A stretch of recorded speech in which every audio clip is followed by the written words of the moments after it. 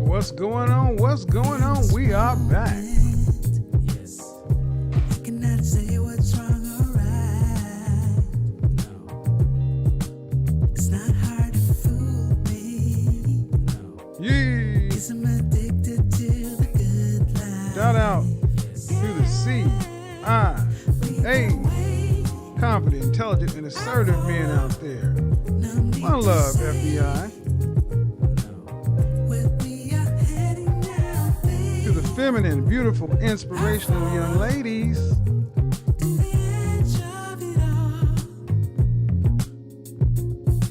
In the chat room. Age, city, gender, let's get it. Come on.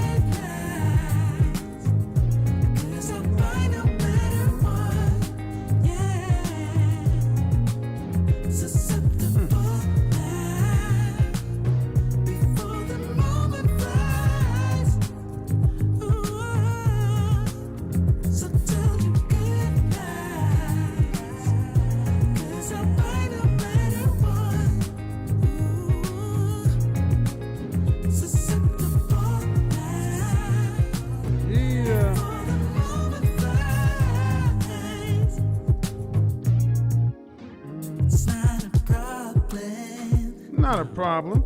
'Cause I know what I'm getting into. Yes. Yeah. Nothing can stop me. No. 'Cause I'm addicted to what you and I realize. Lead the way. I follow. No need to say. Where we are heading now, babe.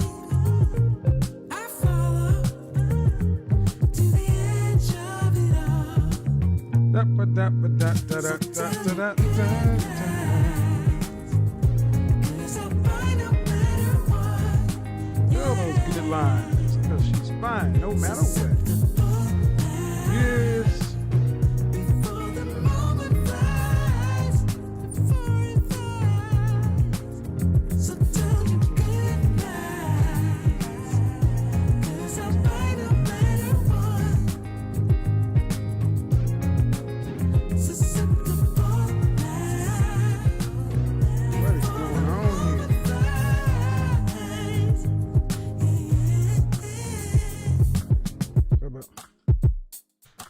We are back. We are back. We are back. What's going on, everybody? Hot Atlanta. When the weather changes around here, things get a little strange.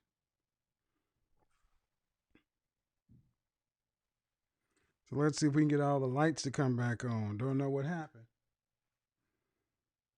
Huh.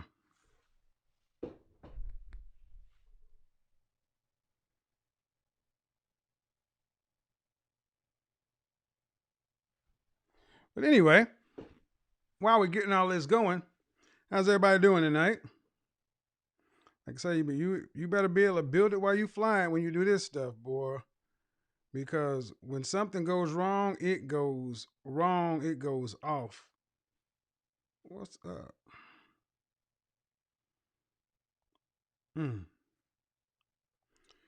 We will get back into it though. All right, so you guys know how this goes.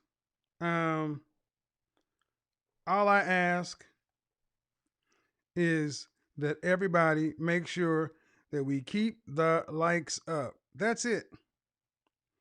Only thing I ask is the likes, the likes, the likes, the likes. That's on, that's on.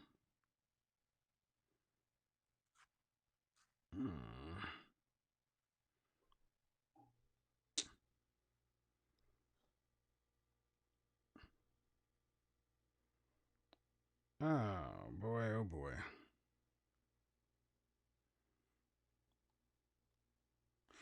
I don't know. I hate it when it does this though. I don't like when stuff doesn't work right. But we will get it going one way or another. Floor lamp. All off. Mm-mm. So if you don't know what's going on, let me bring you up to speed. There is a restaurant in Dallas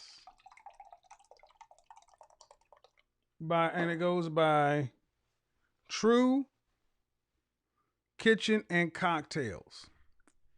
And the owner has found himself in the middle of a controversy, which I don't understand why it's a controversy, other than the fact that it's a black man. Anybody else in the world, it wouldn't be a controversy. But when you're a black man, you know how that goes. What's the controversy? Well, I can show you better than I can tell you. Let me make sure that we have, when the weather changes around here, things get a little kooky. What? Sign into an existing account. Things get a little kooky around here. And it has actually started to rain and snow in this area. So, yeah. And Atlanta acts like it does not know what to do when it has a little bit of inclement weather. We're talking about snow flurries. Snow flurries, not even snow, snow flurries. So let me make sure we got all the things going on in here. We've got sound going in here. Testing, testing, testing. We've got good audio. All right. Good. Let's see. Turn hue off, turn hue on.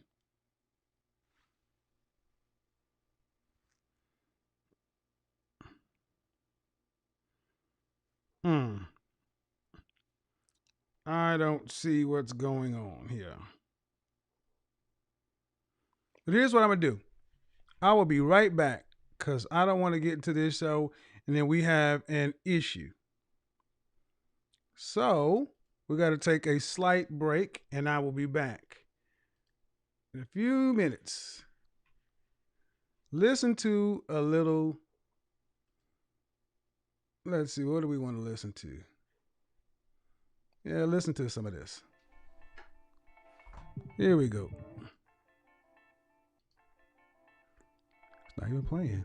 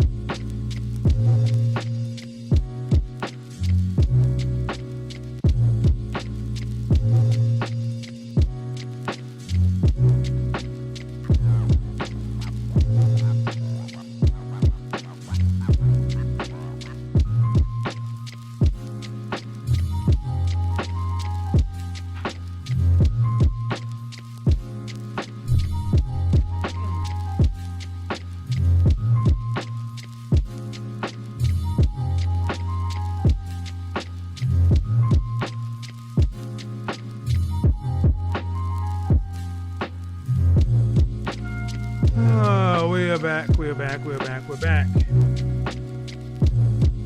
All right.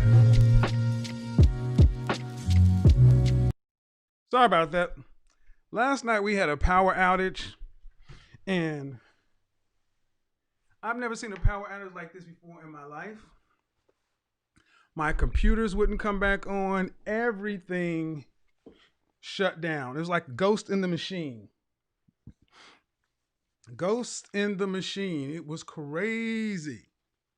So I can show you better than I can tell you. Kevin Kelley, restaurant owner in Dallas, is catching a lot of heat. And I want to remind you guys of something. Y'all remember this?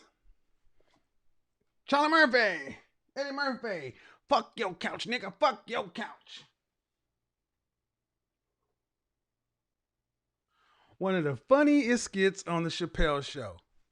This is about Rick James, the habitual line stepper, who kept came over to Eddie Murphy's premium pad and put his cow shit stained boots all on Eddie Murphy's brand new leather couch. And when Charlie Murphy asked Rick to just, hey man, that's my brother's new furniture. Hey man, why don't you act like you got some respect? Instead of acting like he had some sense, oh my bad fam, I didn't even know I do this at my home. I don't, what did Rick James do? He went straight up fool and started, not only did he not take his shoes off, he started grinding his heels into the couch and taunting him. Fuck your couch. Fuck your couch. That was hilarious, right? We all had a good laugh on that. Ha ha.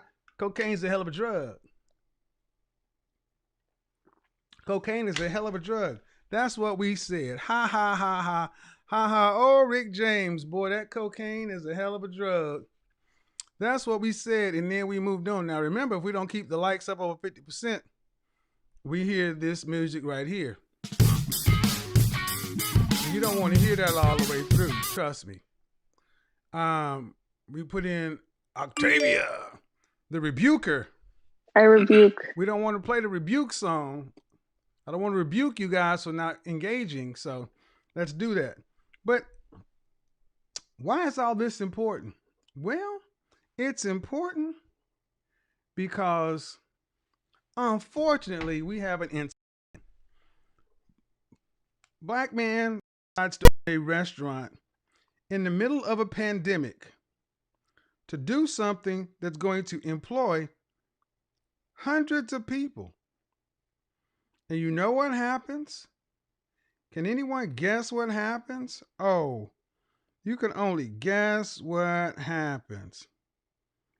He, instead of people just showing him some love, what ends up going wrong? Let me see if I can find that one clip I want to find.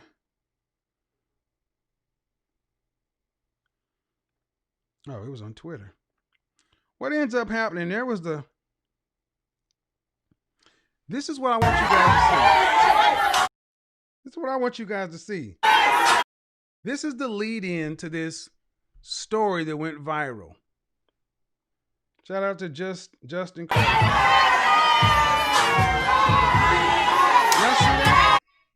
That is a woman standing up in a restaurant on a glass window wall with her hands on it, and she's twerking. And who is that with the bald head? That's the owner we see going to speak to her.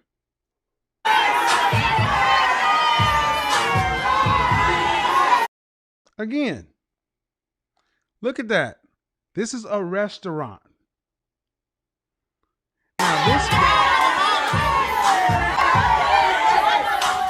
The owner of this restaurant has been profiled on the local news there for doing such a good job.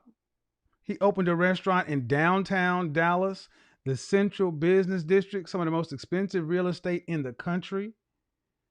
An excess of 7-figure investment into a restaurant during a pandemic, a restaurant that's bringing jobs to Black people. A restaurant for the culture, as he puts it. And look at what he had to deal with. So now you imagine yourself. You're not a public speaker, right? He's a restaurateur. A lot of money developing this. He's a restaurateur. He's running a restaurant. He's not a politician. He's not a motivational speaker. He's not a pastor. He is trying to run a restaurant. Bring back classy Black women. last week, I talked about bringing back class. And oh, how timely of a broadcast that was. Bringing back class, bringing back class, bringing back class. This man had invested over in excess of $1 million to start a business, to employ black people, for black people during some of the most scary times in the world. And what does he have to deal with? He has to deal with grown women, black women, in his restaurant twerking. Now, I showed you what he had to deal with. Let me show you what he got and what's going on now. Twerking and shit. Let me show you what's going on now. Because he is in a lot of hot water, and you guys can imagine why. Because he had the nerve to tell this woman to knock it off. I invested a lot of money into buying this building. I invested a lot of money into buying this building, into developing this concept so black people can have somewhere nice to go to, okay? Somewhere where we can feel good about ourselves as a... Come on! Stop the music, please. Somewhere where our people can feel good about ourselves as a culture, okay? Yeah. No, real talk. And so all this twerking and shit, take it to Pryme, take it to Pink, don't bring it here because we're a restaurant. And so beyond that, 75% of my customers are ladies. And I want men to show respect for themselves for how they carry themselves here. So how can I tell the men to respect themselves and you guys are twerking on glass here? If you want to do it, get the fuck out my restaurant. Because I did it for our people and I did it for our culture. So don't do it now. Don't do it again. I don't want to hear it. If you don't like it, get out because I don't need your money. I need to provide something for my people. And don't do it again. Thank you.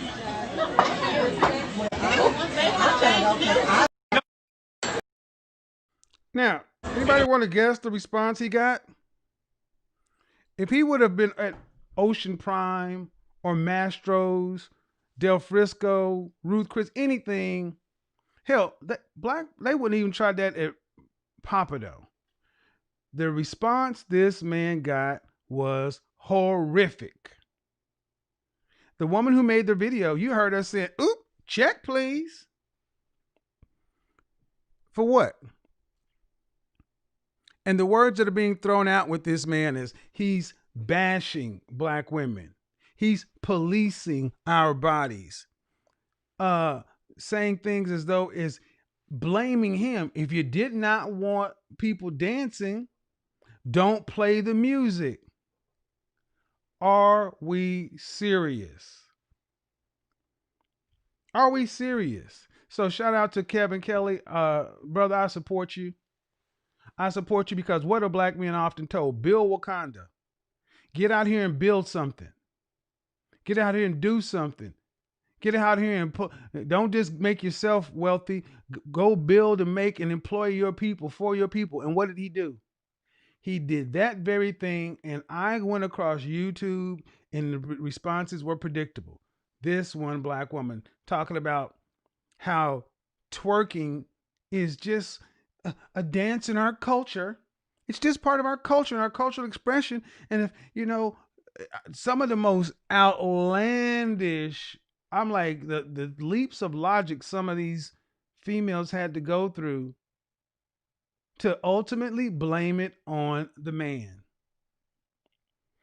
That's what I'm seeing. Lots of women blaming the men because of the way he said it. And I said, he's not a politician. He's not a motivational speaker. He is a restaurateur. Now, the story goes that he had asked these people to stop doing this 3 or 4 times. And of course, you know what the response was. You know what the response was when you tell certain folks what to do. Whatever, I'll do what I want. You know you can't tell some of us nothing. It's a direct challenge. So he's got his multi-million-dollar investment to protect, insurance, everything else, and he's got these grown women. I got a question for you. Black women, is twerking classy?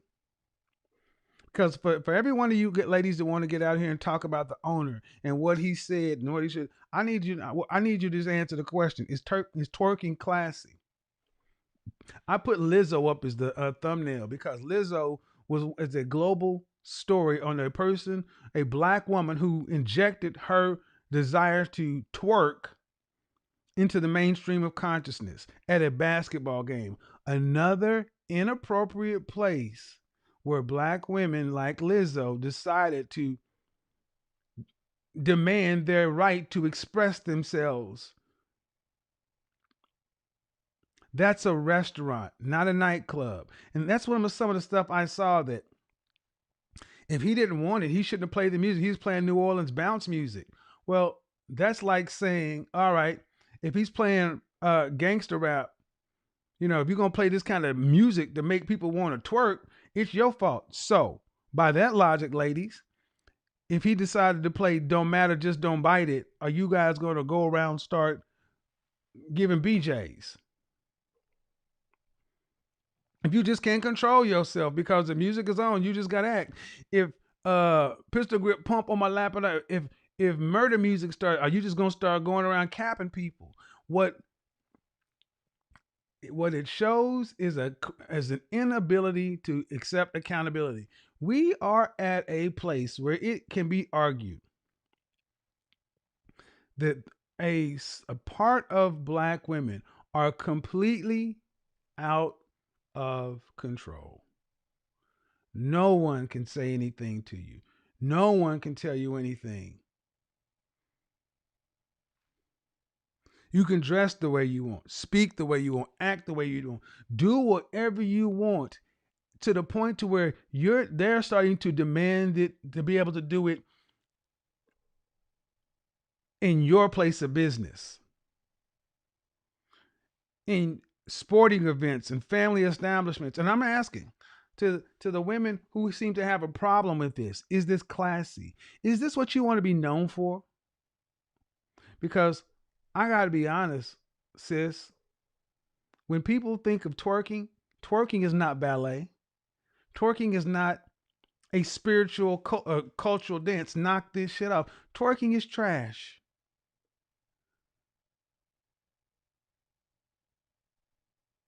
And we have tried, but sadly, we try to make bad things good, but no. I need to ask the women, black women, do you want to be known for twerking? And if so, is it classy? Is it classy? Because the fact that these women, that woman, those that I challenge you guys to go onto YouTube. I've saw 5 or 6 videos that I forwarded out to other content creators. I've seen black women and I've seen LGBTQ black people tearing this black man apart. But you know what I've not seen? I've not seen any of these so-called women who want high-value men defending this man who made a multi-million-dollar investment, over $1 million investment in a restaurant. Where are the black women coming to this man's aid? At best, I saw a woman try to halfway say, I don't want to play the videos because I don't want copyrights, but go on YouTube. I'm listening to a woman basically say, I can see where he's coming from, but he should have found a better way to say it. Have you ever worked in a restaurant? See, I firmly believe that you should either have to serve in the military or food service in this country, because you don't know. If you've ever worked in a restaurant on a busy night, as any server in the chat room will tell you, you're trying to do 11 million things, and you should not have to worry about a grown ass PhD. I'm a PhD. Standing her grown ass up on your furniture in your restaurant, showing her natural ass to everybody, and then you getting blamed for it. Enough, sis, enough.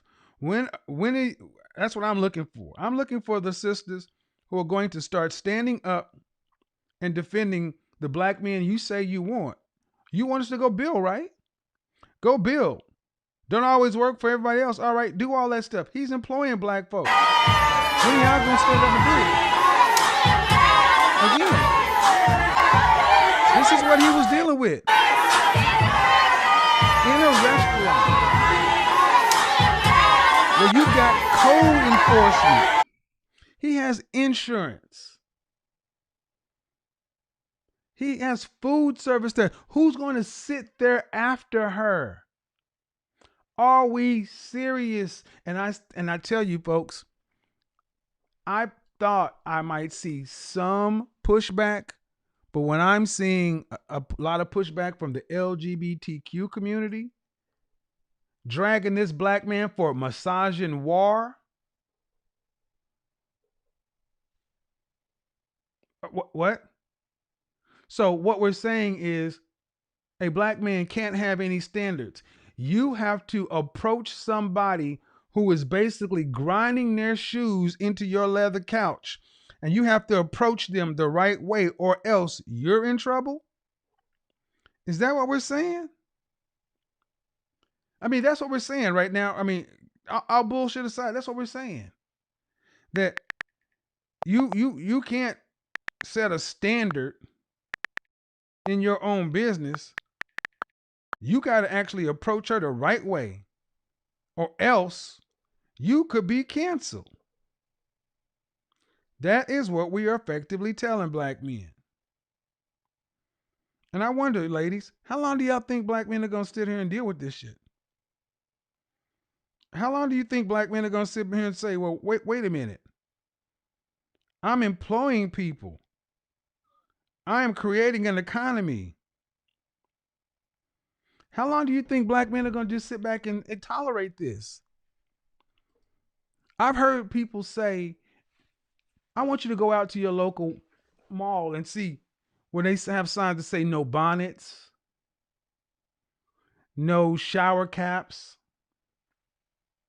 We are fast approaching. Black men, don't think you're exempt either. There are some women who straight up have they don't want to be contacted by AA men, African American men. Black folks, what are we doing? Have you ever seen a black woman do this at a Michelin-rated restaurant, a high-end restaurant? Do you think she would go to the Pappas Corporation doing this stuff? And if she did, you think black people would defend her right to do it? I've heard people defending her right to do it. So you got somebody basically saying, F your couch. And you're supposed to go over. And what did Charlie Murphy do? Charlie and Eddie went over there and beat his legs. But you want black men to tiptoe over to a black woman that they've already told 1, 2, 3 times. Man, please, could you not do that? No, please, please, please, please, please. You want him to stop running his multi-million-dollar restaurant to go ask this grown-ass PhD. I'm a PhD. Because y'all are so educated, right? This is between you black women. I'm asking a question, but this is between you and your sisters. When y'all gonna start calling them out? Boldly, loudly. Because when black men build it, who's tearing it down? Talk about racism, white supremacy. It ain't the Klan tearing it down. I heard this man get compared to the Klan. You got KK and Kevin Kelley from the Cocktails kitchen. I heard he was actually compared to a racist. Seriously. Well, y'all must think I'm kidding about these likes.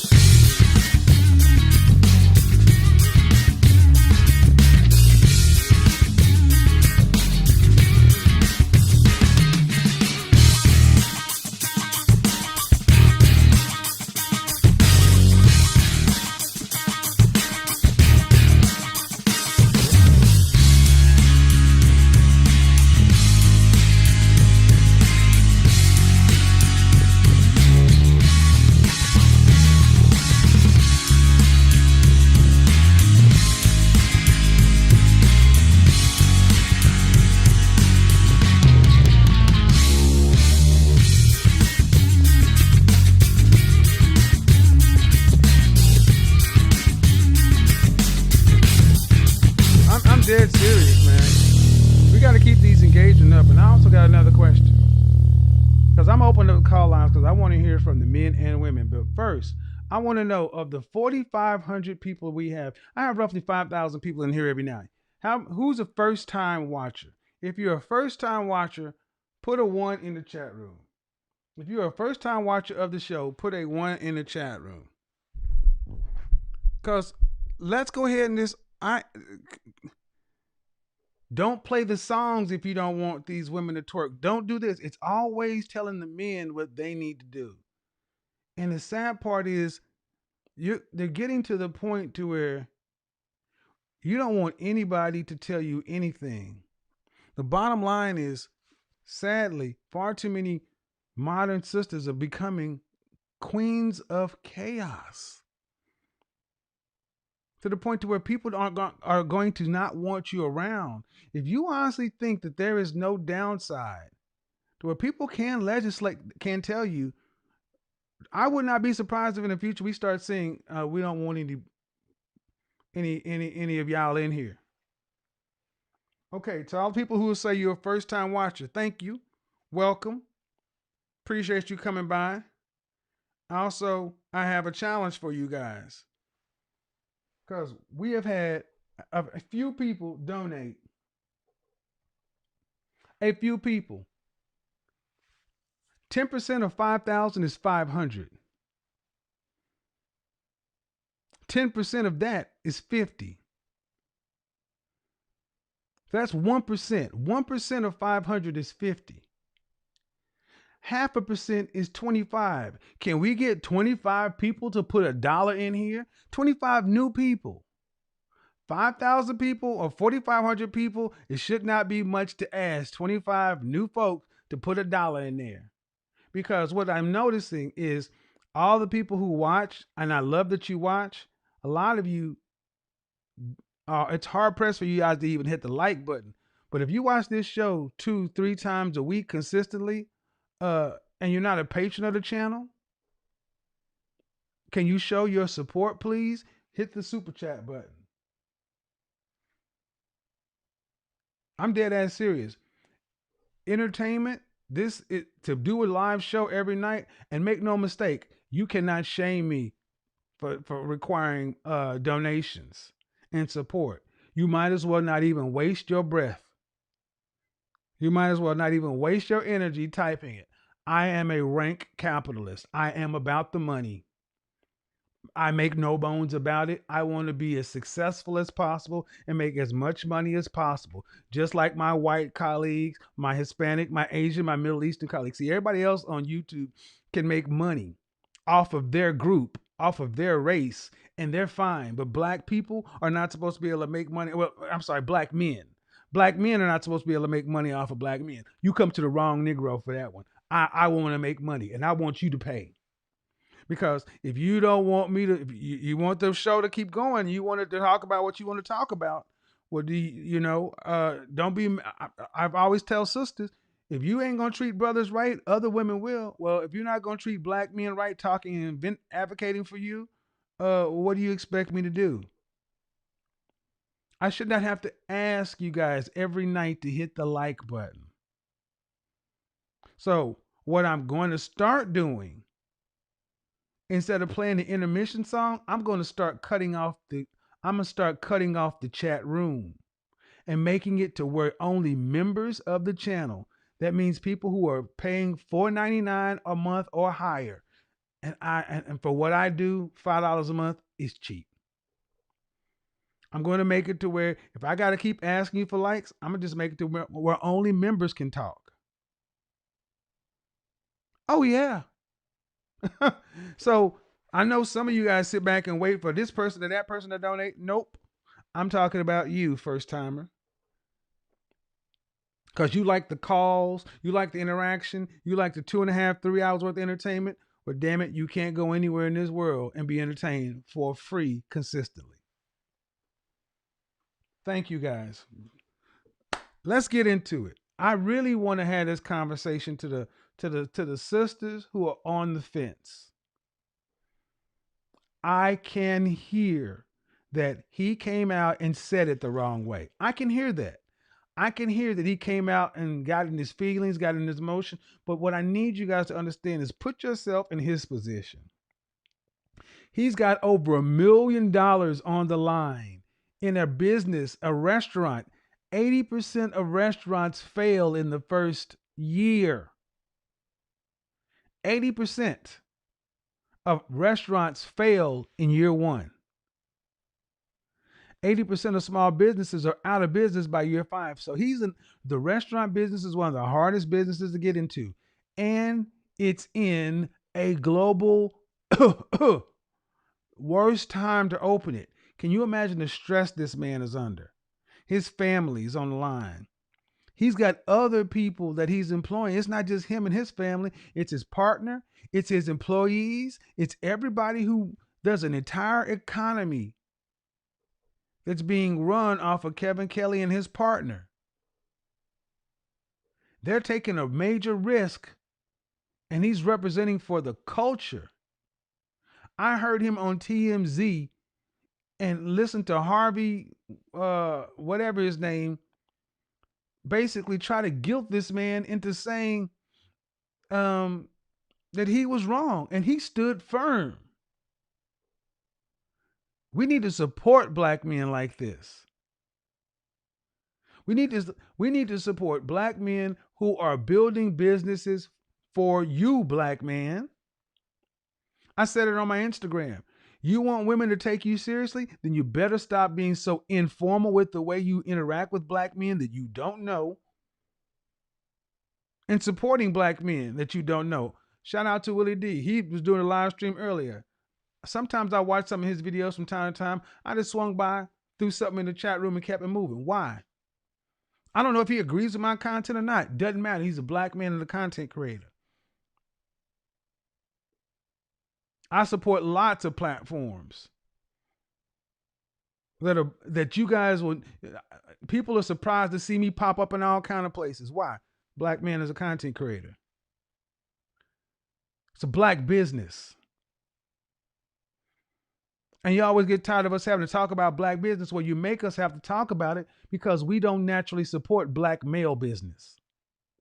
Look at this multi-million dollar potential investment that's right with potential failures. And what do you think is going to help it fail? What do you think is going to make it fail? This kind of shit. Grown ass women putting their huge buffalo ass up on the wall, twerking. Who wants to come to a restaurant with that kind of shit going on? I don't. I wouldn't want to take a woman to a restaurant where I could see Lizzo grinding in a booth. Are you freaking kidding me? So to all you women talking about, check please, he shouldn't have said this way, he shouldn't have said that way. Y'all should have got y'all's ass up and said something to that grown woman. He shouldn't have had to say nothing to her. Her homegirl should have pulled her down. Another woman should have pulled her down because she's making you look bad. You complain that we don't have nothing nice, then do something about it. So you don't like the way that man got up and said something? He had already said something 3 or 4 times. He shouldn't have had to say it in the first place. Y'all don't like what he said? Let me ask you, why did he have to say it in the first damn place? Don't tell me about what he said. Tell me about why he even had to say it in the first Mickey Ficky place. You always want to sit back and get upset with the man who said something. Well, you don't like the way you talk to, you don't like the way nobody talk to you unless we're calling you queens. That man's got money on the line. And predictably, here comes the negative press. Cancel. He's going to have his restaurant closed. He shouldn't have said that because the way he said it, you need to rely on the community. Oh, so what what should he have done? Oh, well, queen, it's cool. Keep your heels in my leather booth. Yeah, keep your heels in my leather booth. That's what you do. That's what you do. If you wouldn't possibly mind, could you possibly not do that? Man, if y'all don't get out of here, I wish he'd have threw him out. I wish he would have had security escort them out. He didn't go far enough, in my opinion. When the woman said, check, please, I hope, bruh, I don't know if you heard it, but the woman said, check, please. He should have said, you don't even need your check. Out of my restaurant right now. Security, get her old ass up off the stage. Somebody say, check, please. Pow, out. Anybody else?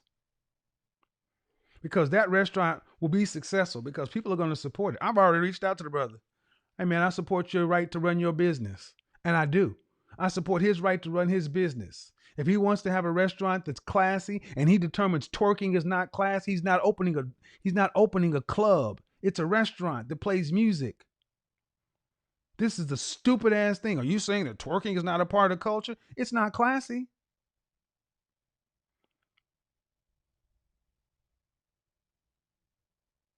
He can determine whatever he wants while he's paying the bills, but he's got to answer to black women, LGBTQ population, and non-black people.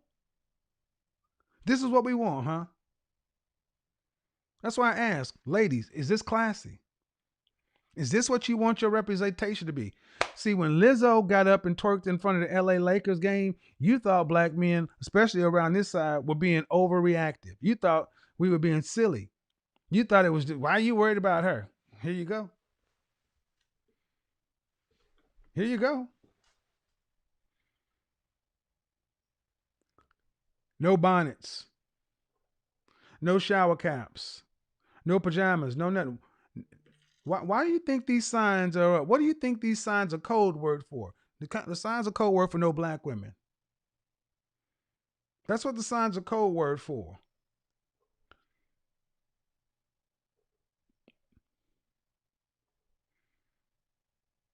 And you should not have to say no ratchet black women in a restaurant.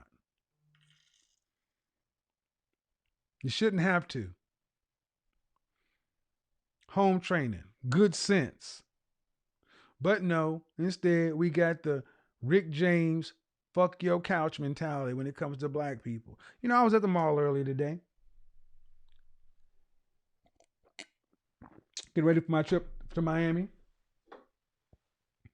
And I was in Saks Fifth Avenue. In Saks Fifth Avenue, there was a sister looked like she's about in her late teens, early 20s. And another sister, right there in the shoe department around a bunch of other people with the mask down here. Now I was getting my shoe shine. And they were sitting there just talking loud, you know, the whole speakerphone thing. And like customers were kind of walking by like, wow, y'all are talking loud, and it's Christmas shopping, and you got your mask down. They didn't care about nobody. So after my shoe shines, I was going that direction. I was like, hey, you guys might want to put your mask up. And I put my headphones back in. Well, as I was about 20 steps away, I heard what distinctly sounded like attitude. Whatever, I'll do what I want. But I was like, I couldn't be attitude because I was just telling you, you might want to put your mask up because everybody looking at you. And you know there's a going on. And everywhere there's a thing that says, wear a mask unless you're eating or drinking. And you're obviously not eating or drinking. So everybody else can do that out here to protect everybody. The least you could do if you're going to stand in the middle of these people's place, you know, whatever. And I guess she didn't expect me to turn around because I thought she was saying something. I was like, what? I didn't hear what you say. And as I got to it, she's like, excuse me, are you harassing us?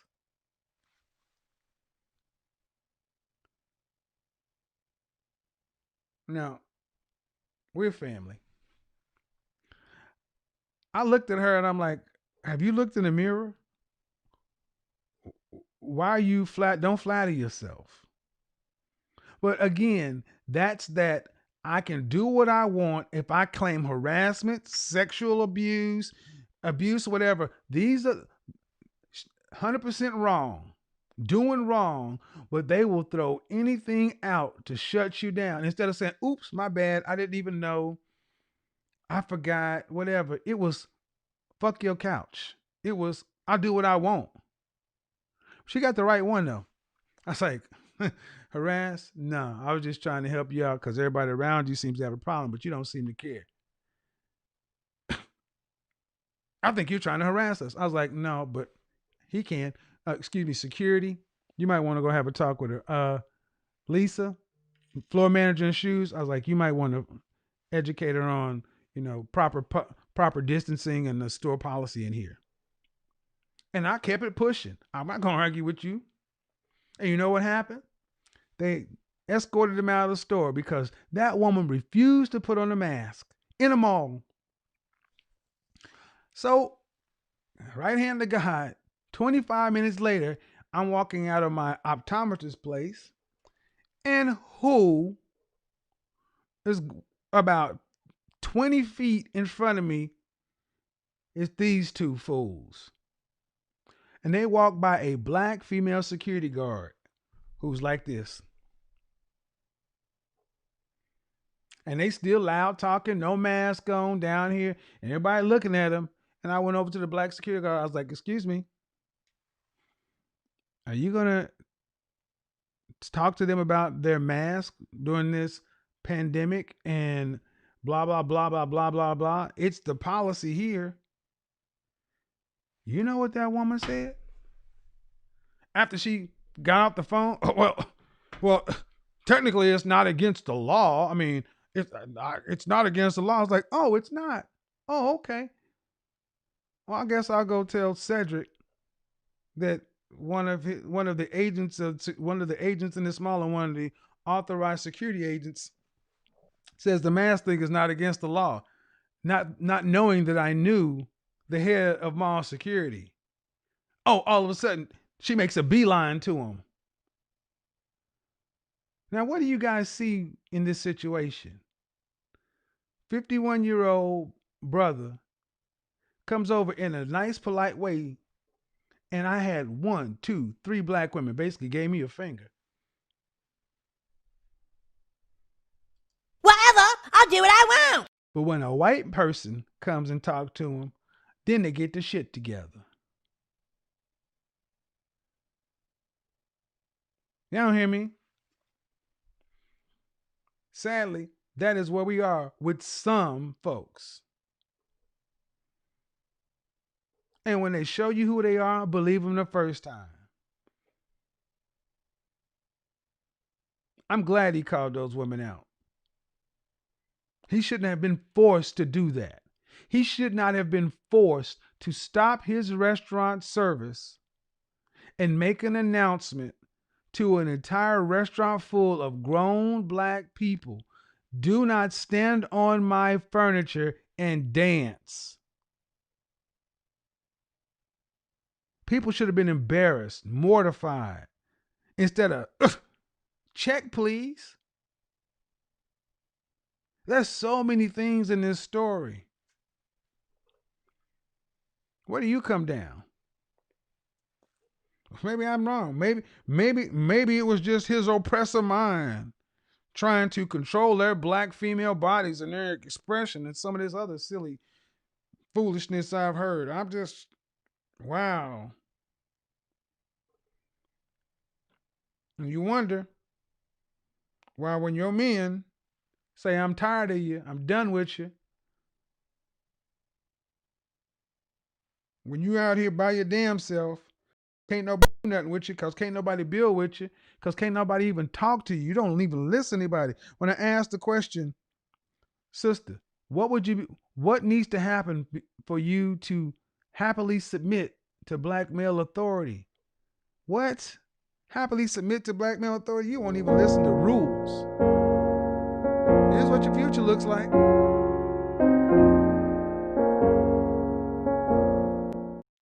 Happily submit to black male authority? Pfft. Yeah, you can't tell me nothing.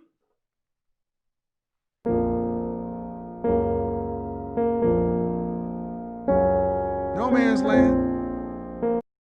But like I said, maybe I don't know what I'm talking about. We go open a call line. I want to hear from this. I want to hear from the people. I want to, in particular, the women that think I got it wrong, and the guys. I mean, I will say, I heard, yeah, the men that were talking, the males that were talking on the LGBTQ side, and then one guy who fancies himself as kind of like a comedian talk about, I wish you shut up and bring my food, as if, I mean, such a lack of disrespect such a lack of respect for the man. Don't talk about it. He shouldn't have been worried about that. He should have been giving my food.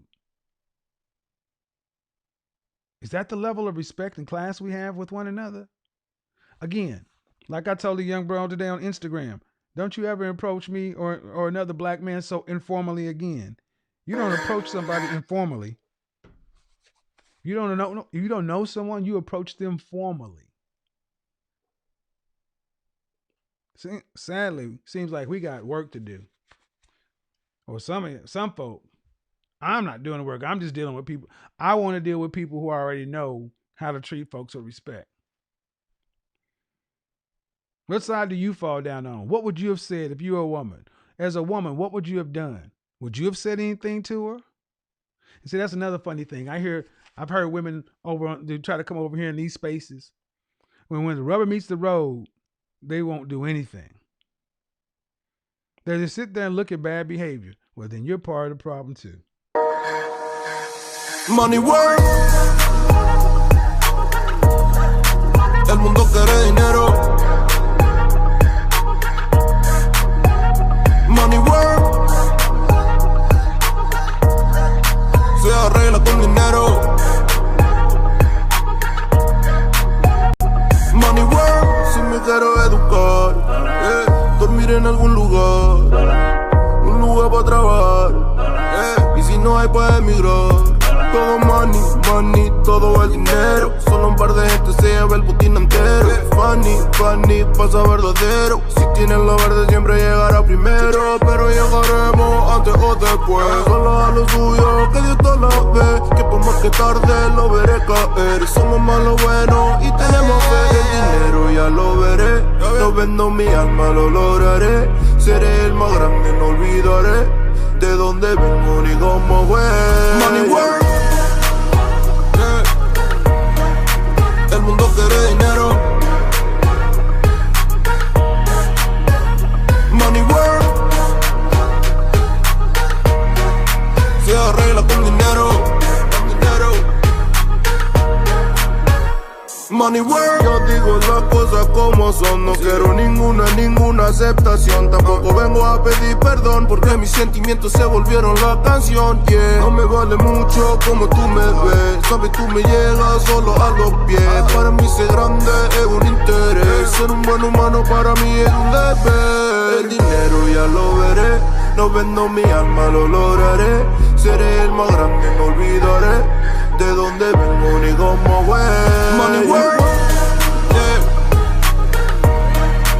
El mundo quiere dinero, yeah, yeah. Money work. I rebuke. Se arregla con dinero, yeah. Money work, corazón. I rebuke. De corazón. Rebuke it. La plata no te hace ser feliz. Yeah, de corazón. De corazón. La plata no te hace ser feliz. Money work. El mundo quiere dinero. Yeah, yeah, yeah, yeah. Money work. Se arregla con dinero. Money work. Lunático. Seriously though. All joking aside, what would have happened if there were if there were Becky in a place? Do you think that they would have just let that slide? If Becky would have came into the restaurant, what would y'all have said? If Becky would have came into the restaurant drinking her Kush Light, if they were then drinking their Kush Light, yoo-hoo! If Becky would have got up there, what would y'all have said? Huh? Becky would have got up there. Y'all have been like, oh my God, they need to get her out of here. You know the Kirsch light. Yoo-hoo! What if Marisol that came in there? Arandas, vato. Yeah, come in there drinking the margaritas and them little beers. Ay, hi. Ay, Dios mío, papi. Ay, hi. What would y'all have said? Ew. Ew. Get her out of here. Ew. Ew. Huh? What? Am I missing something? Am I missing something? Or would y'all have just said, all right, cool. Hey, I don't do black pictures. You need to show who you are, dude.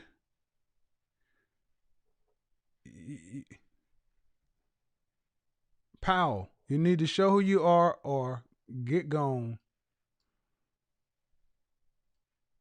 Do. I will give you 3. Actually, let me do this. Ew, think about it. If it would have been somebody else, it'd have been like, oh yeah, nah. Do. I don't know you. All right, so. Arandas, vato. All right, I've made my monologue. I've tied the pieces together the way I see them. You know, I make room for, I only have my opinion. But what really bothers me is that this hurts hurts the image, the ethnic image of the American black woman. As an image consultant, let me put on my professional hat. As an image consultant, we have to understand that our ethnic image as American blacks, our ethnic image is horrid. And we must be vigilant at all times to protect our ethnic image. There is no take a break when you're in public. The only time you can take a break is when you are in your house, behind closed doors, offline. That's it. In public, you must be on your toes with one another. My opinion. Butterfly. Our ethnic image. This has gone viral. When TMZ is reporting on it, and you're having a black man have to explain why he got upset that a grown woman was dancing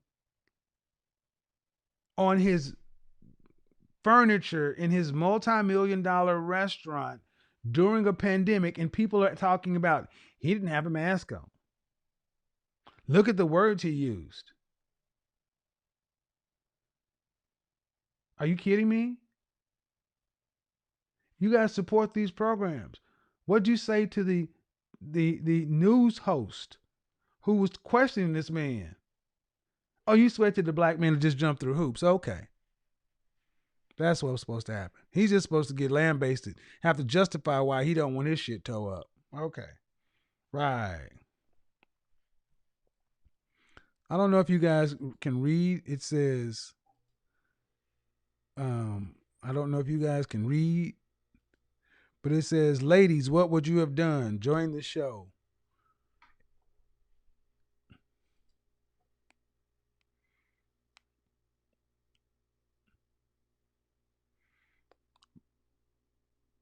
All right. I will allow you on, though, because I know you. That's my dog right there. None other than Mr. Anthony Brian Logan. Let me make sure the audio is correct. Let me go ahead and minimize myself. Get you over here. Get the audio up so we can get... All right, ABL, what do you got for me? Hey, man, first of all, before I get into it, you're doing a great job with these shows, man. I mean, people are caught. like on the street, it's saying, hey man, you know Kevin Samuels, I'm on the show all the time. And I sent somebody your way. I was in DC. They were talking about relationships, stuff like that. I was like, hey, go to Kevin Samuels on YouTube, go to the groups and figure out what's going on. So you're doing a great job, man. Keep up doing what you're doing. It's kind of crazy, man. You've been there for the whole ride. This is, it's a bit much. But what do you got for us, bro? All right. Now, the whole thing with the restaurant, I think what he said to the young lady was correct. But at the same time, he attracted that to his establishment. Mhm. Now, the thing about it, before I was doing this whole thing with YouTube, I was doing like a lot of restaurant stuff, doing with flyers, all kind of marketing, that type of thing. Mhm. And I always talk with the owners, with the patrons, with the staff, everybody. And one of the main things they always tried to do was to mitigate any kind of drama, any kind of, any kind of mischievous behavior from the outside. Mhm. They don't want anybody coming in there shooting it up. They don't want the wrong kind of clientele. They always try to get the classy Black folks. They always try to do that.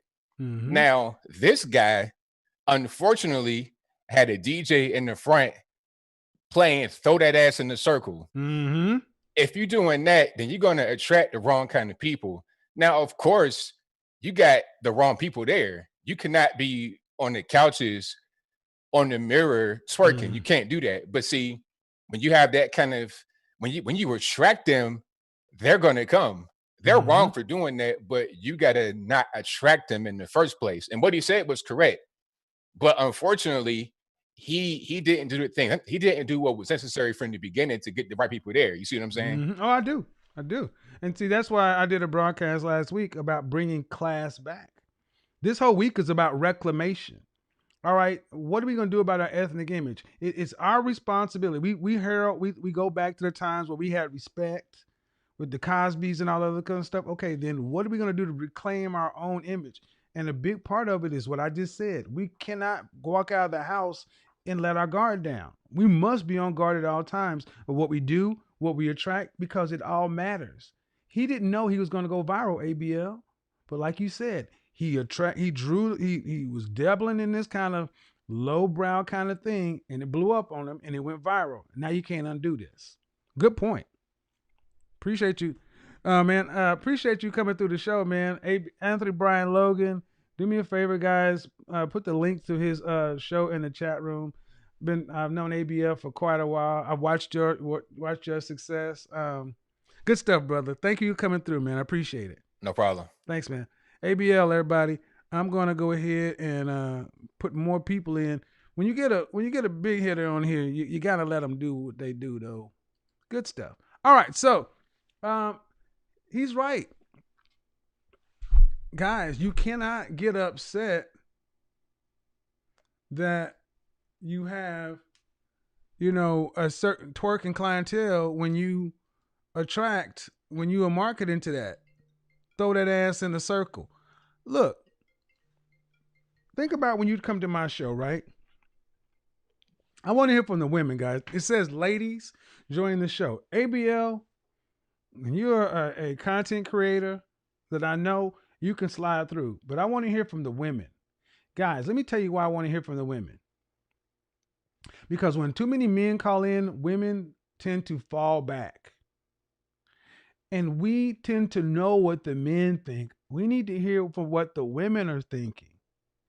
We all know what goes on in our mind in the barbershop. We need to hear their point of view. So I get that you guys want to be heard. I'm working on something to get to balance it out to where I have thorough brothers, thorough men contacting the show at least once every couple of weeks. But that's in 2021. Let me work the format. Okay. Like I was saying, in my show, if I show up in a turtleneck or without a suit and tie, y'all are kind of thrown off. Like, what? Because I set a standard for myself.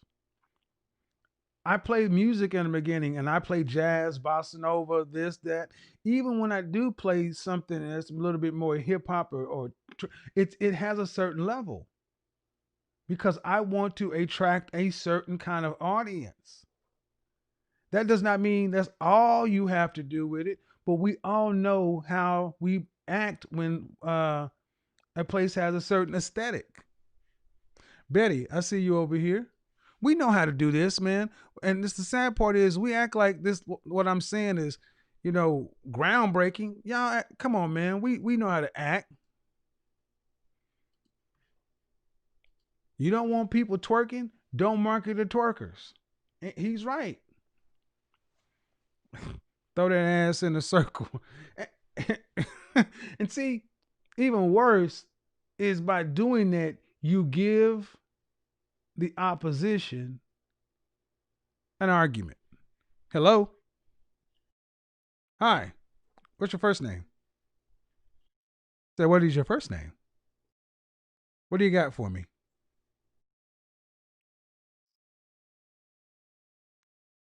I think the question is like, do I find is twerking classy? I don't think it is. Okay. It might also be like a cultural thing. Just my 2 cents, to put in 2 cents is like, I think it's like, and it's seen as like, oh, that person does not respect them. So that's kind of like how people see it. So that's like just what I think. I mean, that's kind of like in the mindset that I grew Where up are you into. from? Where are you from? Ethiopia. So when you say a cultural thing, Yeah. so you're talking about African American or black folk culture twerking? No. I'm saying like, over there, like if like they see do people do that, or like if they, I think it's in clubs and stuff, it's fine. People do it, but just like on a regular like day. I mean, if there's like a party and people like they just like at a restaurant and stuff, you don't see that happening. So like, Okay, but what I don't understand is cultural. oh, Cultural where um martial arts saying kung fu is cultural in China. So is Tai mm-hmm, Chi. mm-hmm. What part where's the are you saying that twerking is a part of whose culture? Oh no, I'm not saying it's this person's culture or that person's culture. I'm saying like, for example, like, um I'm not understanding. oh yeah, I know. Hold on. I'm gonna try to explain myself better. You watching the chat room or anything? No, I'm not. Okay, so just focus on what you're just talking to me because when you said it's cultural, that means it's somebody's culture. No, I'm not. Wait, okay, I'm gonna like explain myself even. Um, I'm saying no, I'm not. Um, I'm saying like, I I don't think I'm explaining myself correctly. You're not explaining anything. You're just kind of exasperated at this Okay. point. I'm Did you saying mean to like, say culture? no. Oh yeah, that's what I'm saying. Like, for Okay, example, here culture, it's not here. culture. No. Culture. If you're from the South, cultural is part of food. Is a part of the culture. Okay, Southern cooking, I'm saying fried. like here. Listen. I gave you plenty of time, and you just kind of babbled.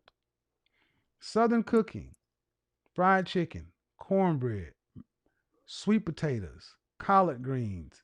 Those are cultural, regional cuisines. Part of you don't see those things in uh, Shanghainese families, Cantonese families. You don't see those things in people from Singapore or Hong Kong. Different culture. So when you say culture, what do you mean? I'm saying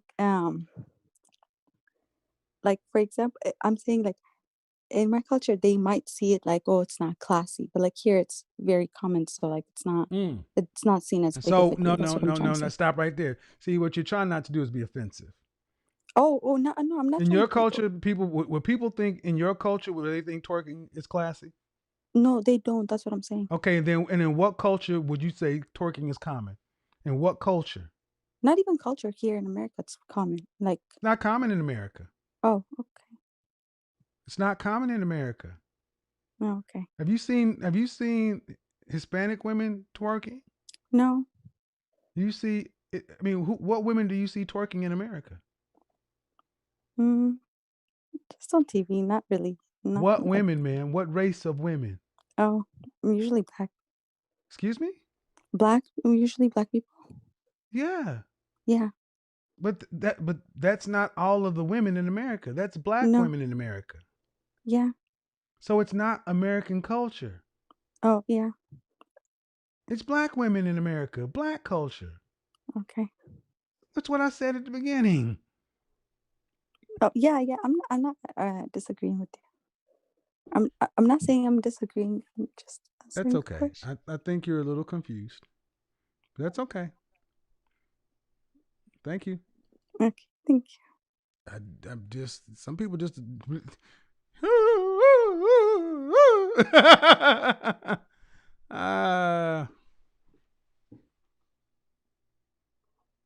No, all women aren't twerking. That is foolishness.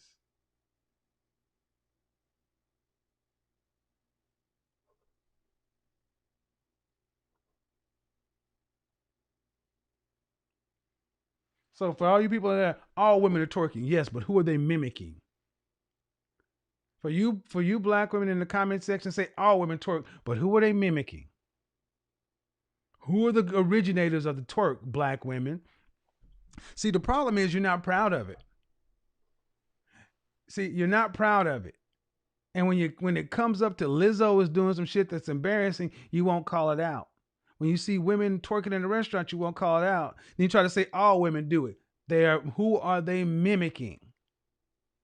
Even the caller had a hard time sitting back. Well, it's part of the culture here. No, it ain't part of the culture. You don't see Dallas Cowboy cheerleaders twerking.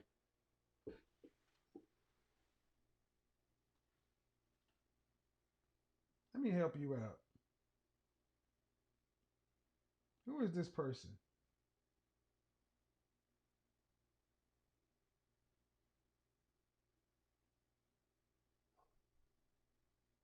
This person said, "Let me read this shit." Now I'm see you guys. I'm cut off this. I'm gonna cut off the chat room. You gonna call in? Twerking is traditional African dance ceremonial purposes. It was never sexualized until America. Knock the shit off, man. It wasn't called twerking. See, this is another thing. We try to make things sound as though they have legitimate roots when it's trash. 51 years old. There was nothing called twerking 10 years ago.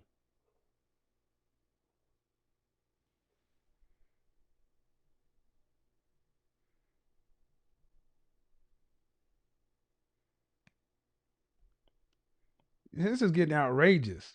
It's part of the black culture. Well, then it's a part that needs to go the French toast away. You got little girls under the age of 8. When you want to see twerking, back in the day, in the 90s, when Jamaica music got big, Patra and women and artists like that used to do a dance called the butterfly. The butterfly and some other things. They used to could not even put that on TV. It had to be on BET Uncut or BET After Dark because it was an overtly sexualized move. And to say it's not sexual is a disingenuous statement. Knock it off. Brandy.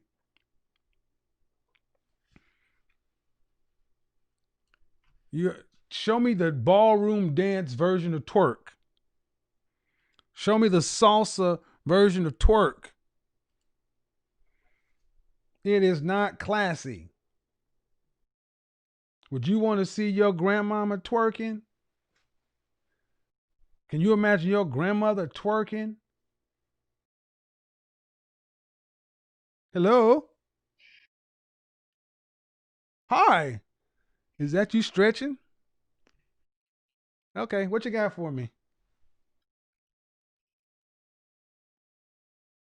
Classy, and coming from a perspective of someone who actually has been a server, for sure there's a time and place for everything, and the restaurant is not a place where I like to see someone twerking, for sure. So I know. Can ladies, you get it imagine together. working on a busy shift like a Saturday night and you got a twerk, somebody standing on the fucking table twerking? Crazy. I could not imagine there's a time and place for everything. Leave it at the gym, work out, twerk for fun, but please, in the privacy of your home. And see, that's where, yes, you can put twerking into an exercise routine. They do all these kind of things in the gym, but when we got Lizzo with a Speedo at a Lakers game, they're laughing at these women, not with them. It's everybody's in on the joke and they're the joke. So what else you have for me? Exactly. The thing is, I think people don't understand is we're laughing at them, not with them. So please, ladies, keep it classy. Twerking is not on the menu. Right. So how long did it take you to get to be that flexible? I think I was just naturally flexible since I was a kid. Right. Man, I'm a martial artist, and I'm sitting here. I'm like, God, I always struggle with flexibility like that. I could never do a full split, but impressive. Good work. Thank you. Have a good night. You too now. Yeah, flexibility. Let me say this as an aside, people. One of the reasons in this country why when elderly people fall and get injured, it's because we're not flexible. Completely non sequitur. We need to work on our flexibility, especially as you get older. Yeah. Butterfly spirit. Hello. Yeah, why y'all going crazy in the chat room, man? Hello. What do you got? What do you got for me? In your channel? How are you? Good, thank you. Well, I will disagree. I don't think I'm Latina. I'm a 29-year-old beautiful woman. I wouldn't agree that twerking is good anywhere. Nevertheless, I would not like to see my grandma dancing.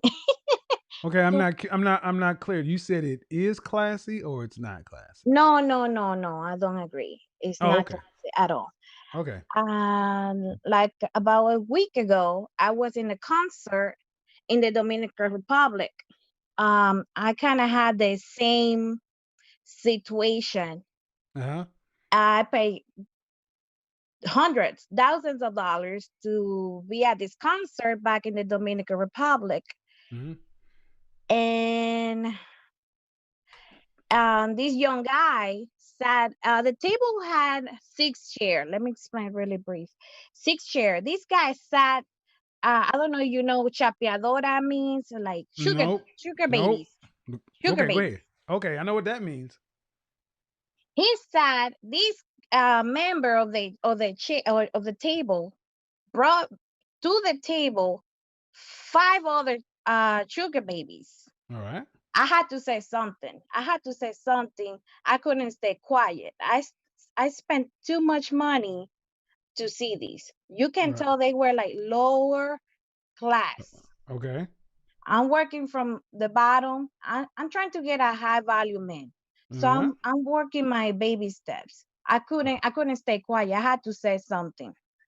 Okay. Unfortunately, the owner of the concert didn't do anything. But I'm glad I said something because maybe some other time that wouldn't happen again. Well, yeah, that's the thing. People have to start speaking up against this because most people look at it and say, it's harmless. And if it bothers you, say something. See, I speak up. When something bothers me, I'll say something.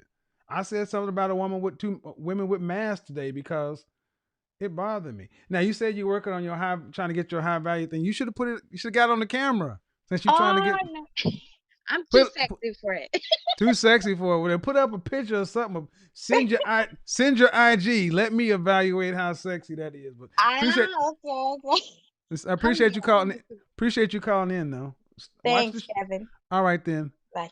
Yeah, I need to learn Spanish. I'm not gonna learn Spanish. I just want somebody to talk to me in Spanish. I like it when they do that shit. Adios, mijo, papi. Yeah, that shit is good.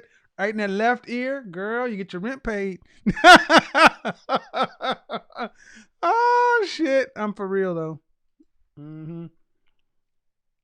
When a woman talks dirty to you in Spanish or French, hell, Italian, or even with an Australian accent or a London accent, just when a woman talk dirty to you, period, it does things to her. What's going on? I got off topic. Hi, Destiny. I had a moment. Shit.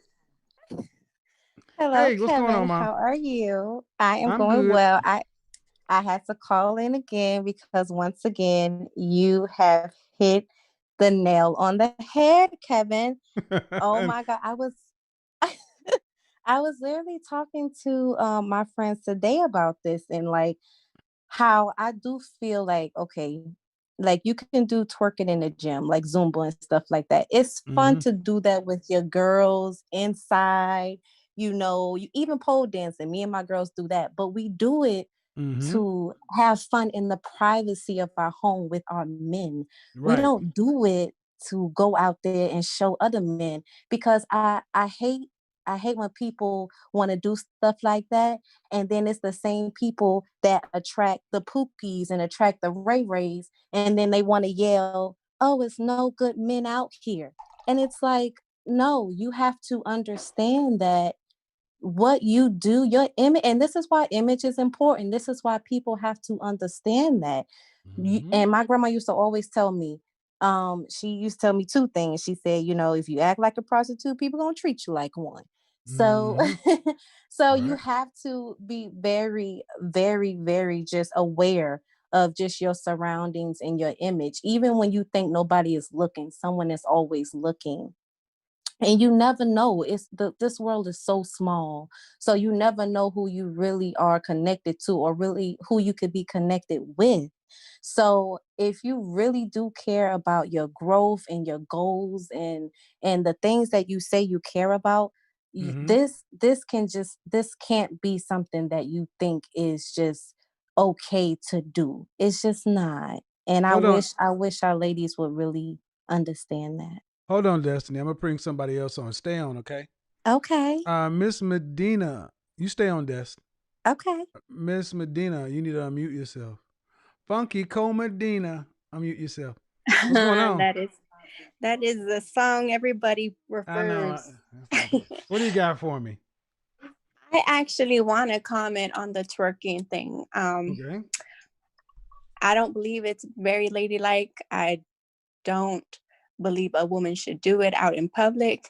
Now, if they Mm-hmm. were alone at home with a man, Mm-hmm. yes, all for it, but not when you're out with your girls, not when you're out having a good time.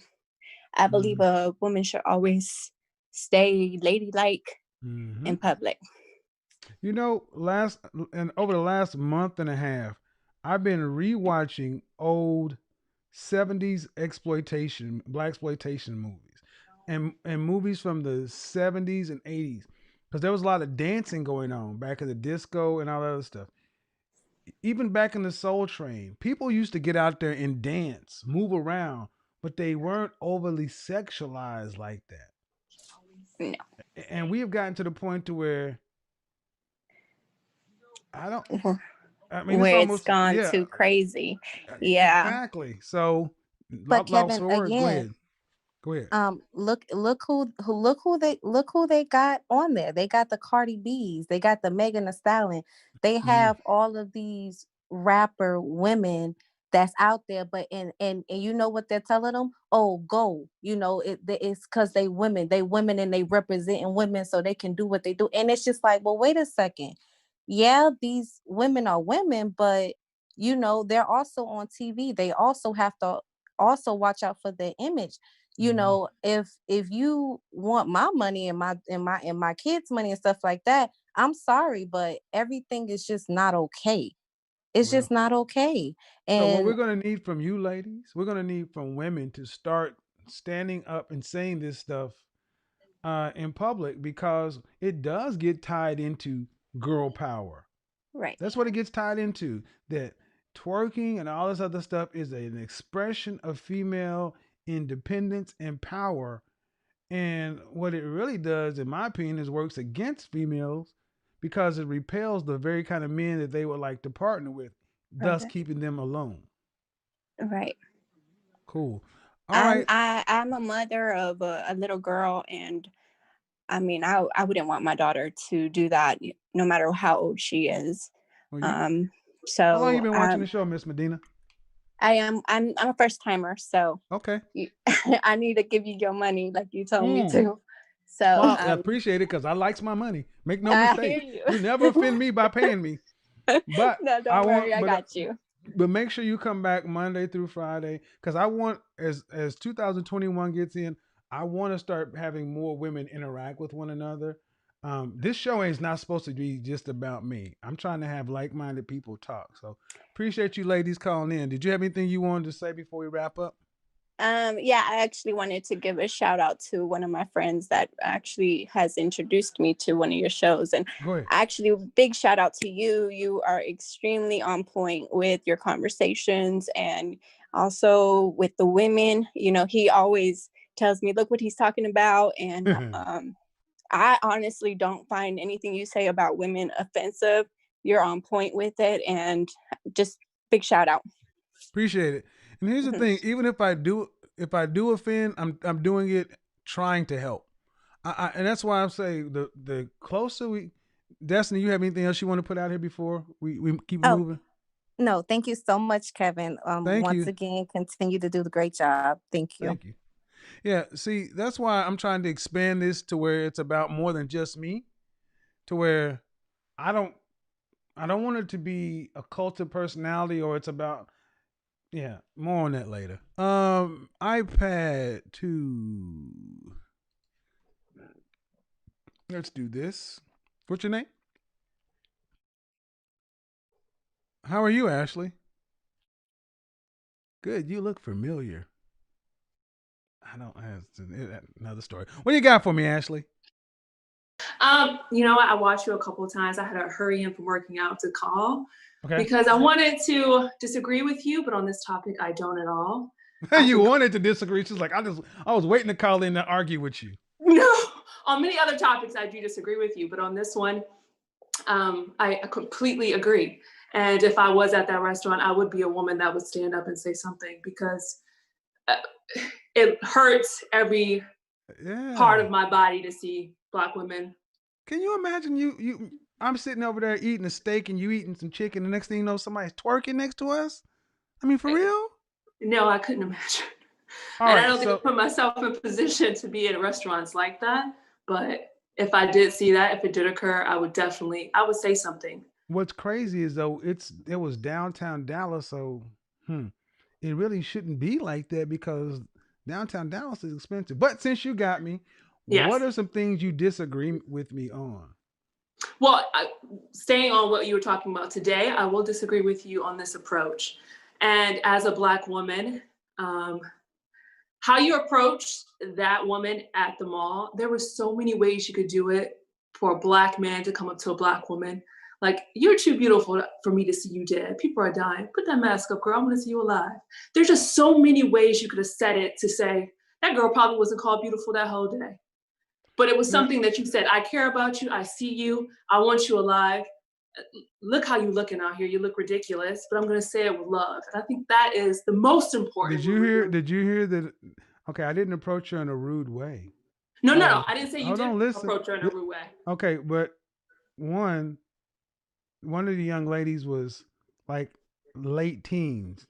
Yeah. Would have been inappropriate for me to get all kind of like that. And see, here's the thing. Even if I say what you're saying, I should not have to go that far when I can just approach her as a grown Black man and being professional. I should not have to, let me explain. I should not have to kiss her butt to get her to do what she knew to be right. Correct. I wasn't rude. I was like, hey, maybe you don't know people, because she was making people uncomfortable. Yeah, I'm pretty sure. So my question to you, Ashley, is why is it that you ladies like yourself think a brother like myself should have to go over and beyond when she's not even willing to live up to the minimum standard set by the society? So I don't project that on you without me wanting to comply. There's so many times I find myself in situations with Black women where I feel there's so much aggression, there's so much anger that it almost makes me want to retaliate that way and react with that kind of emotion. but I have to understand her life isn't my life. And in some degree, I can understand that where she's coming from. I mean, if you just sit back and realize, what the Black woman has to endure, and you always talk about stats. Let's talk about stats. And hold on, but before you do that, yeah. Earlier today, I was listening to Brie Larson. She played Captain Marvel. Are you familiar? Okay. Mm-hmm. Brie Larson gets run across the coals by other actors because people don't like her. And I was listening to a channel called Charisma on Command, and they were going over an interview Brie Larson had with a magazine called Wired. And the problems Brie Larson was having is because a simple question would be asked, and she would take it and assume it was negative and then respond. Okay. That's where I feel like a lot of Black women like yourself come from, taking a neutral thing and automatically assuming bad intent. Of course. But see, that's not. But that's not. Of course, that is a mental defect, in my opinion. You cannot project bad intent upon everyone and not include yourself. No, but when I'm talking about a Black woman. Look, I don't have that type of anger. I wasn't raised with that. I never saw that. So it's not in me to be like that. But it is in me to be sympathetic that every Black woman didn't have the opportunities that I had, didn't have a 2-family home, didn't come in a higher middle class area, was stripped down to feeling that my life is only what I see. And that's impoverished. That's my mom not working a job. That's the same Well, now family. understand, Ashley, we're in the most affluent mall in Atlanta, in the most affluent store. We weren't in the. We're not in the hood. You're not in the hood, but now But my it's point. the access But listen. Yeah. When white people came over to address them, they got a completely different energy than when a brother anybody who's ever met me will tell you he's what you see on camera. He's a nice guy. No. I was shocked at how nice he was in a suit. I don't roll up on people calling them bitches and hoes and check. But I will give back to you what you give back to me if you give me something that I did not deserve. But the way that these two young sisters responded to a man old enough to be their father, then you had a white woman and a white man come over and get the master treatment. And there you go. You just said it. You just said your answer right there. But that's their answer. It's not my problem. But the answer to your question is, why is a white person getting this treatment and a Black man in a suit is getting this treatment? But that's why I said it's a mental defect, and that's exactly. But the accountability is on who? See what you? It is on. See, we're on the same page, except for when you told me the way I approached her. That means that's where I can never go with you. That still is me having to go extra over when somebody knows they have issues. Now that's true, and I can understand your point on that and who wants to do a little bit extra, but there is no negative to doing a little extra. There is no negative of changing your speech for that. For you to get the outcome that you want. Where do you live? Where do you live? I live in downtown LA. Okay. I live in Atlanta, and I was just in LA. I walk around like this every day. Do you see this every day in LA? I didn't. In a suit? No. Yeah, no, let me go ahead and show you. Do you see this every day? I don't see this every day, no. No. So this is already good enough to get all the benefit of the mother sucking doubt. You're right. You look great and you look presentable. If I approach you in a civil way, already dressed above and beyond, I should not get anything other than the minimum you would give to a white person. But don't you think with the mentality of a young woman, like you said, you may look as dapper as you do, but you're still an N-word in a suit. Just like they say. But again, I'm not talking to a 14-year-old. These women were adults, and that's their problem. That is true, and I agree. That's why I said, okay, so ultimately, what are you trying to get me to understand? That you're asking someone to have mental capabilities that they're not apt to have. Well, what I'm asking is the women who claim to be the strongest, most educated, don't need no man, to be the equals they say they are, and be the adults they claim to be. And she has to be in that position and in that realm and in that box at a young 20. You said early 20s, late teens. But it's at this age where many black women fall into this feminism, womanism. I don't need no man. I'm good. I'm independent, scrubs and everything. All right, cool. But then be that. See, what she should have done is come into Neiman Marcus that already requires you to have a mask on when you come in. They had to take their mask off. You can't go into the store. They have security at the door. Security says, here's a mask, here's hand sanitizer. When you go through the door, they make you pull them up. The young black men all pull them up, even the ones who don't want to. But it's the black women who walk around saying, fuck your couch. Why is it the young black women are being more aggressive towards authority than even men? I'll tell you why, Ashley. Because they ain't getting their ass whooped. They ain't out here getting shot. I think being a black man, and I never had a man in my household, or I never had a male teacher. All the people that had authority over me was my black mother. I'm not saying me, I'm saying black women. But my black mother, when I went to school, it was white men, it was white women. When I went to the hospital who took care of me, it was white doctors. And when I called for help, it was a white man, a police officer. So when a black man comes up to me, and when I say me, I'm continuing to say a black woman in this mentality. She doesn't see you as authority. She sees you as someone provoking her. She sees you as the daddy that left. She sees you as someone I don't have to respect. And this is the thing. I can accept that. So, listen, but I can accept it, but I don't have to. I'm the world. I don't owe her understanding. Correct. She knows that she has an abnormal reaction to me, and it's on her. How about this? No different than if I had mommy issues and I looked at every black woman as the mother that hurt me. I could not walk around treating women as the mother that hurt me and get understanding from black women. Even if it was justified, you would still expect me to do something about it, no matter what age I was. I don't agree. I wouldn't expect you. I'm trying to live my life with the understanding that everyone is not at the place that you are at. Okay, so you wouldn't expect a man to own his issues. Oh no, I do expect a man to own his issues. I don't expect a woman to own her issues. Exactly, but I don't expect a man to own his issues that he does not see that they are there. Well, I don't think that young woman. How about this, Ashley? How about this, Ashley? Whether she understands the issues, whether she's got the level of understanding or breakthrough, what she does know is what she's doing is not working. I agree. But if I know that what I'm doing is not working and I don't have an outlet of something that does work, if my friends are the same way, if my mother's the same way, if my aunt is the same way, if I go to my neighborhood and it's the same way, I don't have a clear understanding that why is she in Neiman's anyway? Did you see her with shopping bags? Hold on.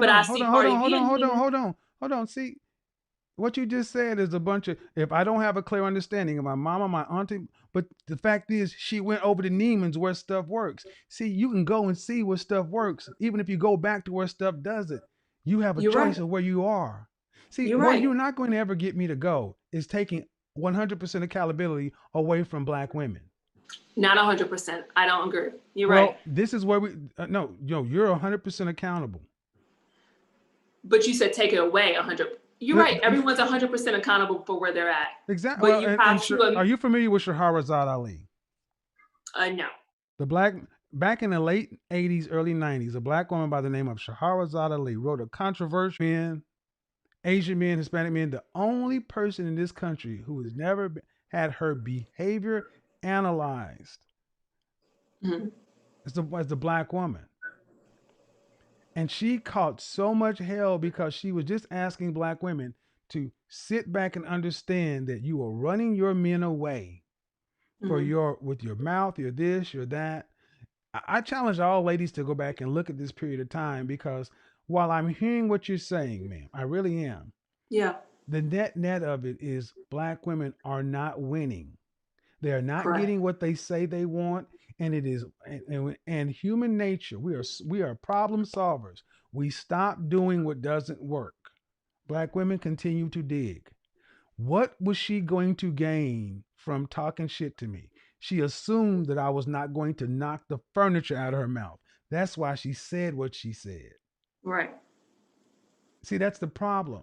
Black women are far removed from any consequences of their own actions, to where they can stand up on a couch in $1 million restaurant and feel like the owner was wrong.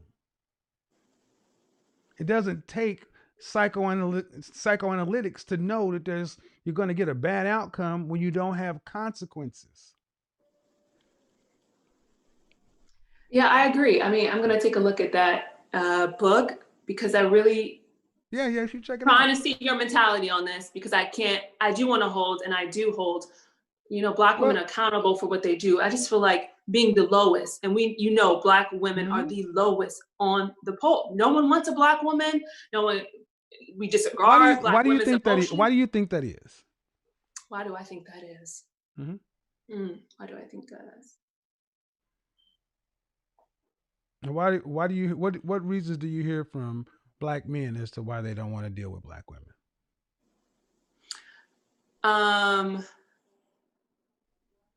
So I think the majority that you hear are their attitude, and their inability to cooperate, and their aggression. So, and also the weight. So you point that out. I agree with you on that as well. So the attitude. Yes. If you've ever worked with a Black woman, you know that when she goes to work, she can get her attitude under control when her paycheck's on the line. Correct. So it is something that she can choose to control. Correct. The inability to cooperate is an extension of attitude. They're, masculine, all that other kind of stuff. And then weight. Weight is you go back from 1990 on back, you didn't see 300-pound Black women. Everything that you have mentioned is 100% under the control of said Black women. And Black men have been saying it's your attitude, your inability to cooperate, and your size. And what have we gotten? They've gotten more of the same. We got to the point to where women like Lizzo. I hate when you keep mentioning her. But I use her because she's an avatar. We got a woman the size of Lizzo who says she doesn't want to deal with any guys her size. She wants a guy to be fit with a 6-pack. Right. And not right. And unfortunately, that's an example that out of all the beautiful Black women, Black singers, and Black actresses that could be a staple and push to the front, they're going to push a narrative that we're all big, loud, obnoxious. Well, then why can't Halle Berry keep a Black man? Why can't Halle Berry or Lisa Ray, two beautiful Black women, equally as single? Why can't they keep Black men? You tell me, why can't they? Same thing. Halle Berry was the most beautiful person on the planet, and I know David Justice. David Justice. Her ex-husband. Halle Berry is a Black women's attitude towards Black men.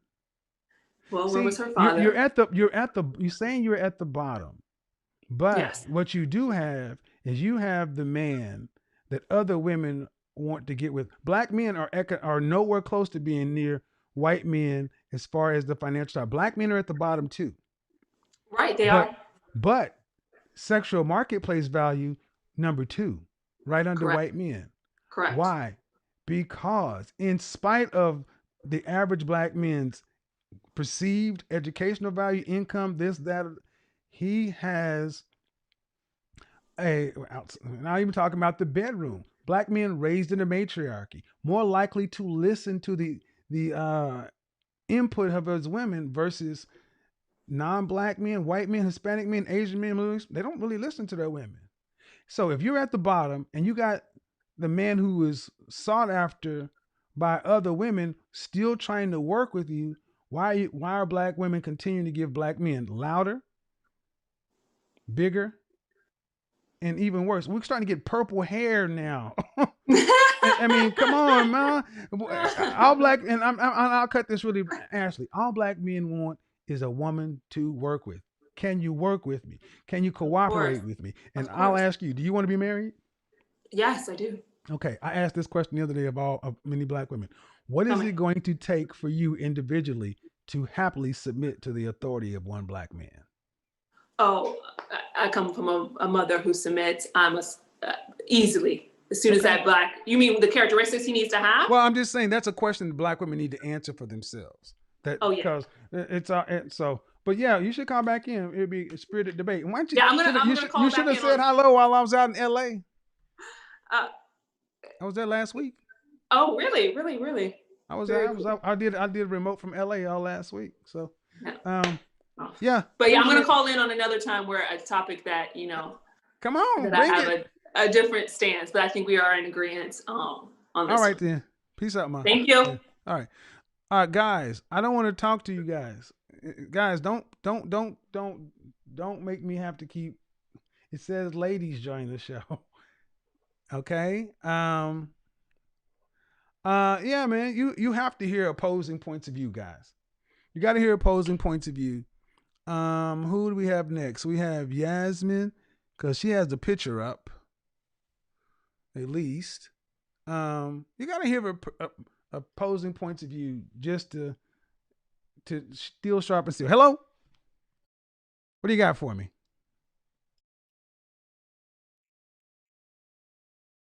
Well, is twerking classy? Oh, but if you pay money to be at a restaurant and they're playing like the song, I don't really see like why make a big announcement. You can like pull them to the side and be like, "Hey, how old are you? Should you stop?" I'm 23. All right, he pulled her to the side 3 times. How many times should he have to pull it to the side? But they pay money. It's not like they walked in there for free. No, ma'am. We're gonna do this. We're gonna do this politely. Okay. You said he could have pulled him to the side. Yeah. And I said he pulled him to the side 3 times. I asked you how many times should he have to pull her to the side? You didn't answer that question. I guess 3 is the magic number. Right. And on the 4th time is when he did what he did. Okay. So tell me why you paying for food entitles you to stand up on furniture and put your hands against the glass of a window and twerk. Please explain. I didn't know they were on furniture. I thought they were just, okay, that's kind of ridiculous. Okay, well, yeah. Okay, so tell me why you paying for food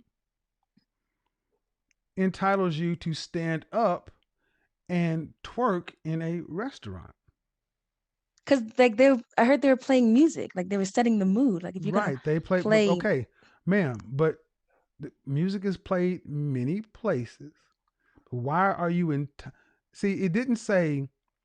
So because they were playing music, that means you are free to dance at any time. No, wasn't there like a certain set of music they were playing? Like they weren't just playing like it doesn't matter. pianos. I mean, they were playing bounce music, but it was still being. There's no dance floor, ma'am. It's just being played. See, what I'm showing you is the irrationality of so many sisters. He should have did this. He did that 3 times. Oh. Well, then he should have did this. Well, he did that. Well, wasn't he playing music? When are you going to just say she was wrong? She was wrong, but if you're gonna play, hold on, let me stop you right there. Like, what do you expect?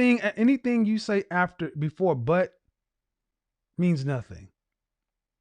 Audience, you see what you just did? She was wrong, but so she basically just said, she just omitted all that. She was, if you're going to play music, then what? She was wrong, but if you're going to play music, then what?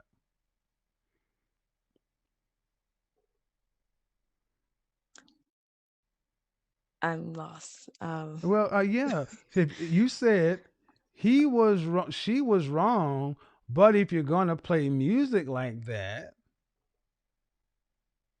finish the thought.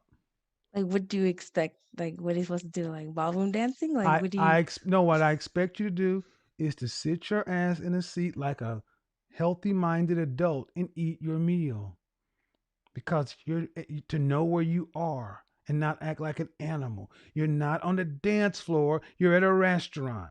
No one was dancing. And just because there was a DJ there and he may have been playing bounce music. See, what you're basically doing is trying to absolve a black woman from all accountability of her actions. And I could make what you're saying is so laughable. It's easy. So if I play music, I should be able to predict the outcome of all black women. So how about this? Your name is Yasmin? Yeah, it's Yasmin. Yasmin. So here's what I do. If I play No Matter, Just Don't Bite It, or if I play some sexual song too, that means you should just come over here and break me off, right? No. Well, wait a minute. The music's playing. What do you expect? Okay, I get what you're saying. Yeah, what you did is you go through extraordinary lengths to give black women the benefit of the doubt instead of saying she was wrong. If you were on a romantic date with your boo, would you want a woman twerking next to you? No, I wouldn't want that. Why is that? So my question is, as a young 23-year-old black woman, why not just come into it that way? Thinking about everybody else in the restaurant and what they were there for versus what she wanted to do because she was spending a funky few fucking dollars.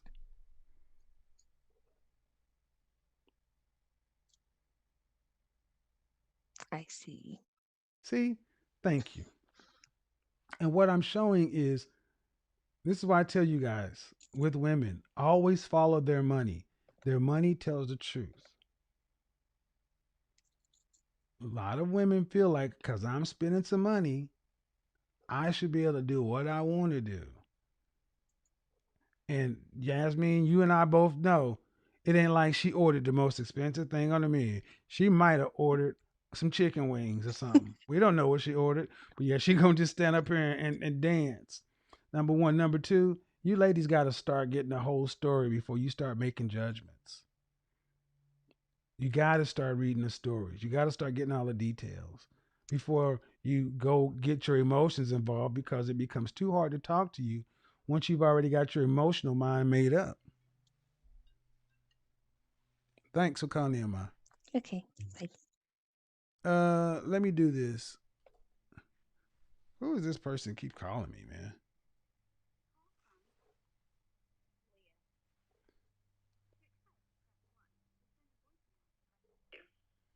To accept, press 1.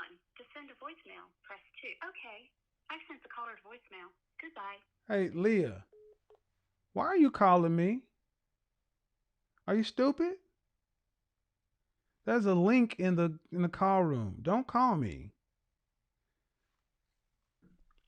I'm gonna start clowning the women who do that, man. Alexa. No, sorry. Don't come on here. Miss Hudson, what's going on? Is that really your name? All right, I'm gonna call you A, okay? Because I don't want it to trigger my thing over here. What do you got for me? Yeah, I agree that twerking is not classy. But I can also agree with what Anthony was saying. You know, when you kind of have that music around your restaurant, it attracts those certain types of females, but it doesn't give those females the validation like to go twerk on in that man's restaurant. So Right. but yeah, that's very unclassy for me. If I see that, I kind of get uncomfortable. And it's an embarrassing too, because as a black woman, you know, black women in general are kind of it's very hard for them in general because they always have to show themselves some type of way. So they don't always fall in that stigma of being ghetto ratchet. And as an 18-year-old, I'm learning that the hard way. And it's a little bit annoying because I don't want to be seen that way and I don't act that way. You know, I just want to mind my business, go do what I have to go do. But if I mess up one time, do you have any friends that you see doing this kind of stuff? no, it's mostly on social media, and I stay away from social media because sometimes it's just embarrassing, and it's Well, like I don't I have would time say for this. that's what we don't need to do. See, what we don't need to do is have the quote unquote people with sense acting like it doesn't exist. See, that's what my generation did. My generation saw gangster rap and all this stuff happening, and we just put our head in the sand and went the other way and let the conversation be dominated by. No, we need you to go back the other way. We need you on social media, you and women like you, showing a counter narrative. We cannot see the high ground to Lizzo and the twerk gang because that'll be the only story out there. You got to do your part. Appreciate it, Mom. Right. Thank you. All right. There we go. Yeah, we can't do that. See, my generation, when all this gangster rap and hip hop stuff came along, we stuck our heads down and we went to work. And 10 years later, it was over. There was no more Babyface and Luther Vandross. It was all pistol grip pump on my lap and all. It's like, well, damn. And what happened? Well, you left the vacuum, you left the void, and that's what filled the void. They kept putting out there, all the smooth stuff went away. I don't know your name, iPhone. What's your name? Unmute yourself. Hi, my name is Danielle. Can you hear me? Yeah, what do you got for me? Here's what I have for you. I've been watching you for about a month or so, and I really like your conversation, and I'm in agreement with you. And when Pistol Grip Pump and all of that stuff was on, there was a place and a time for it. But I'm in agreement with you. That man made an investment in his restaurant. And when I saw that for the first time to go viral, I agreed with you. I said, I was insulted. Because my brother had a restaurant. I live in Los Angeles, and we worked very hard to get that restaurant off the ground. It's a very hard industry, and for people to not take that seriously and to not understand the financial investment, I agree with you. People don't realize how much it costs to run a restaurant. When you break a plate or break some glasses or whatever, that comes out of the money. Yes, People it does. they don't understand that you got to get up at 5 o'clock in the morning to go do food prep. Because you got to prepare for lunch and then dinner. Then you got to wash everything and make sure it's clean and not get. I worked in restaurants. Believe me, I understand. I'd have came out of the kitchen and handled her. Trust. Don't mess with my food service or my money. You can tell that I know what I'm talking about.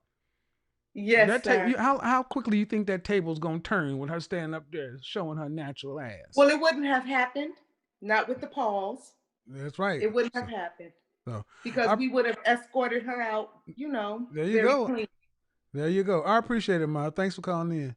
All right. See, we need more of that. We are going to have to start putting a standard back on us individually and a group. We cannot just act like, well, I'm just gonna keep to myself.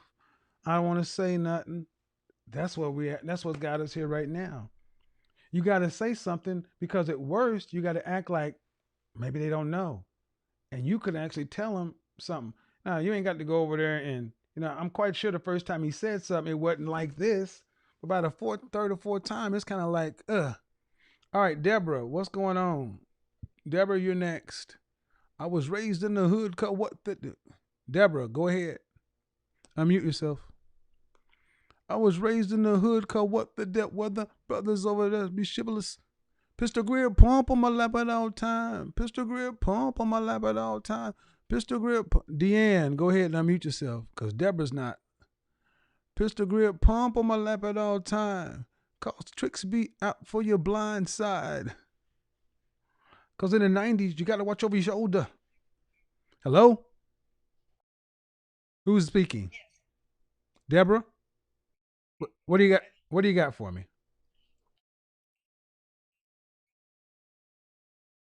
Embarrassing that he had to. It's embarrassing that he had to make a statement like that. It appears to me that most of the women are at least 30 or over. Yeah. And they should know better. It's disrespectful. I thank you for calling in, Ma. Thank you very much. You're welcome, dear. I keep sipping on that Hennessy. I keep rolling to that real fly shit. I just want to know if you can feel my shit. I won't keep sipping to that real fly. I just want to sip on that Hennessy. Hello? Hello, Zoom user. What's your first name? What do you got for me? Oh, you got the YouTube. You got YouTube playing in the background. Okay, go ahead. He's pointing out everything except for the problem at hand, which is that you're at a restaurant twerking. I've never been to any restaurant where you were able to twerk on the wall. So to Right. think you were going to a classier, more high scale, probably more expensive restaurant, and a lady's twerking on the wall is She had a just dress on, ridiculous. ma. She had a dress on. Oh yeah, pressed up against the glass and everything. There you go. People probably complained about her, and if he asked her multiple times, why couldn't she just follow the directions? And then I understand where people are coming from, the way he addressed it, but that is his investment, his restaurant, and she should be abiding by that. You know that he asked her 3 times before he had to do that the fourth time. That was Yeah, the but fourth of time. course that isn't on camera. Of course. And so I played at the beginning. I played him asking her to get down off the wall. And 75% of his clients are female. So yeah, but of course, it's always gonna get spun, show the worst part for sensationalism. But I appreciate it, Ma. Thanks for calling in. No problem. Thanks. You have a nice day. You too. Yeah, see, look, we're talking about a restaurant with a woman in a dress. I'm like, how did that even happen?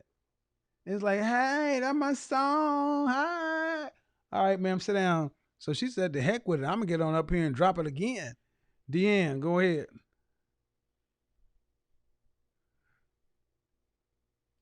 Deanne, unmute yourself.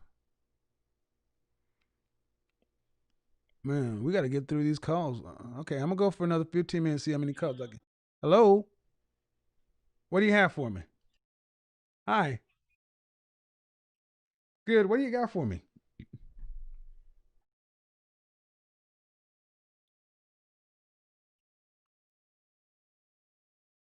When I called into the show. But I just want to say that I completely agree with you, and I don't know the other gentleman that you had on in the beginning, but I Anthony. agree with him as well. Okay. You said his name was Anthony. Anthony. Mm-hmm.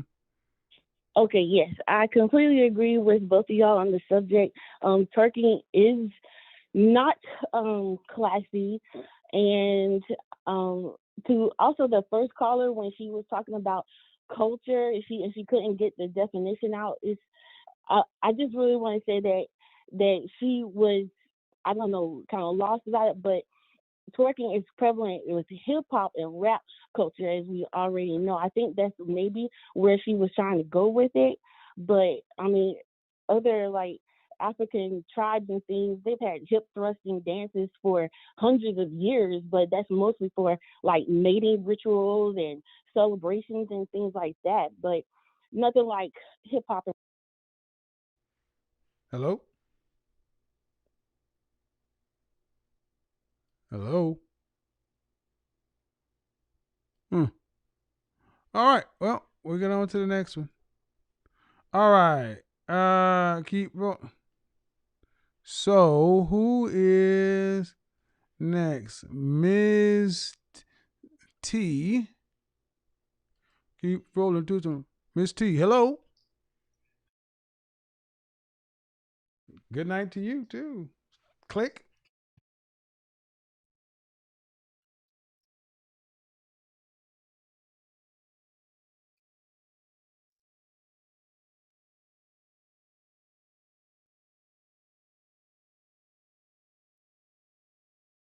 Mm-hmm. Where you from? Okay. So I haven't been to Dallas. So if it is an upscale location, then I would act accordingly. I'm 34, so definitely that's out of the realm of anything I would do at this point. Right. I agree with the other callers. There's a time and a place.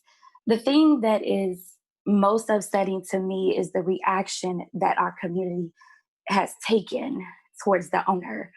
Well, let me ask you this: if the owner had been a woman, what do you think? Do you think the reaction would have been the same? No, I don't think so. I don't think so. I definitely think that there is an attack on the Black man, especially one that's established or trying to become established. And I don't know why the LGBT community is coming at him.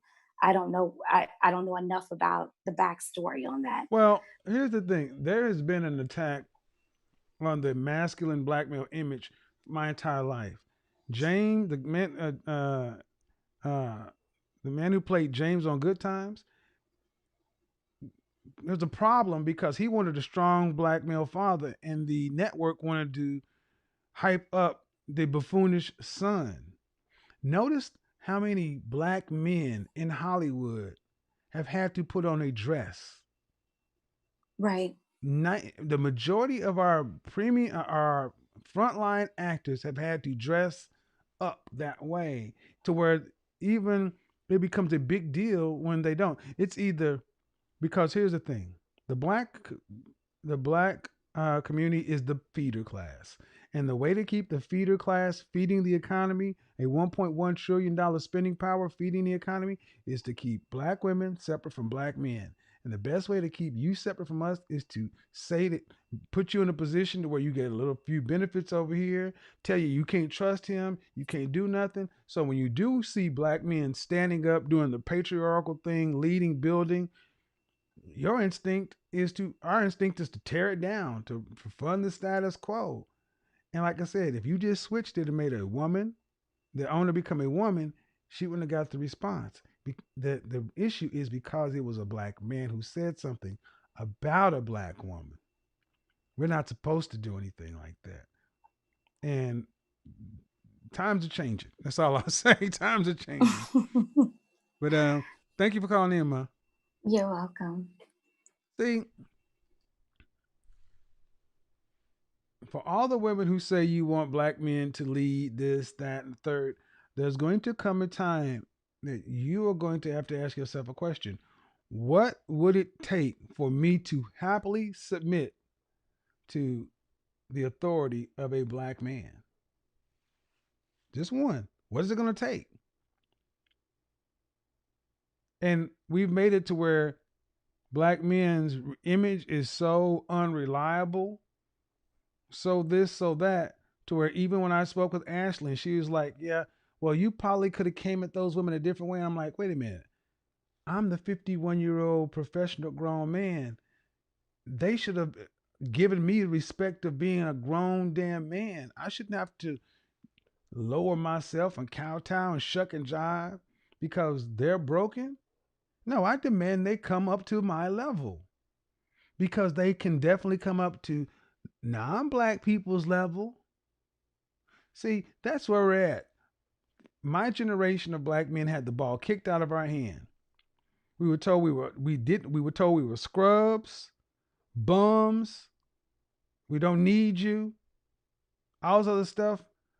Just go study the 90s. And men, what we are good at doing, men adapt. Say, okay, fine. You don't want your blue collar men? Okay. You don't want your working class guys? Okay. All you want is the ballers and the shot callers and the D-boys? Okay. And then, but then what happens? These guys end up increasing and improving. Now we're in a position to where they had a whole global shutdown. And everybody else gets tribed up and grouped up. And you got single black women over here realizing that all the stuff they thought was important don't matter when you ain't got nobody to share it with. And you got these guys over here. All we got is a group. And in order for this to work anyway, you're going to have to have black men and black women one-to-one making deals. You can't have black nothing without black couples. And yes, it is going to be incumbent upon chicken or the egg. I got news for you, sis. Y'all outnumber black men. You're going to have your aha moment. Accountability, honesty, and admission. You're going to have to come to black men and let black men understand that you get it, that you're not what was there before. Because as it stands, you're both on track to live your life and die alone. Black men, many men have made peace with dying alone. They saw their options. And many men have said, this is the best it's going to get. I'll die alone. I'll give you a hobby or this or that. You ladies, this is a new concept for you. Now you're coming to a person who's made peace with dying alone saying, wait, whoa. Oh, you're going to have to come with better than you get me. All right. Sephora. Hey, Sephora. Go ahead. Drop some gems on us, Sephora. Hey, so the question is, do I think twerking is classy? Anything that you can't do in front of your parents is not classy to me. Boom. And so it's a situation where for me, I think the problem I have with twerking is that it's supposed to represent sensuality from Black women, but it's nothing but primal sexuality.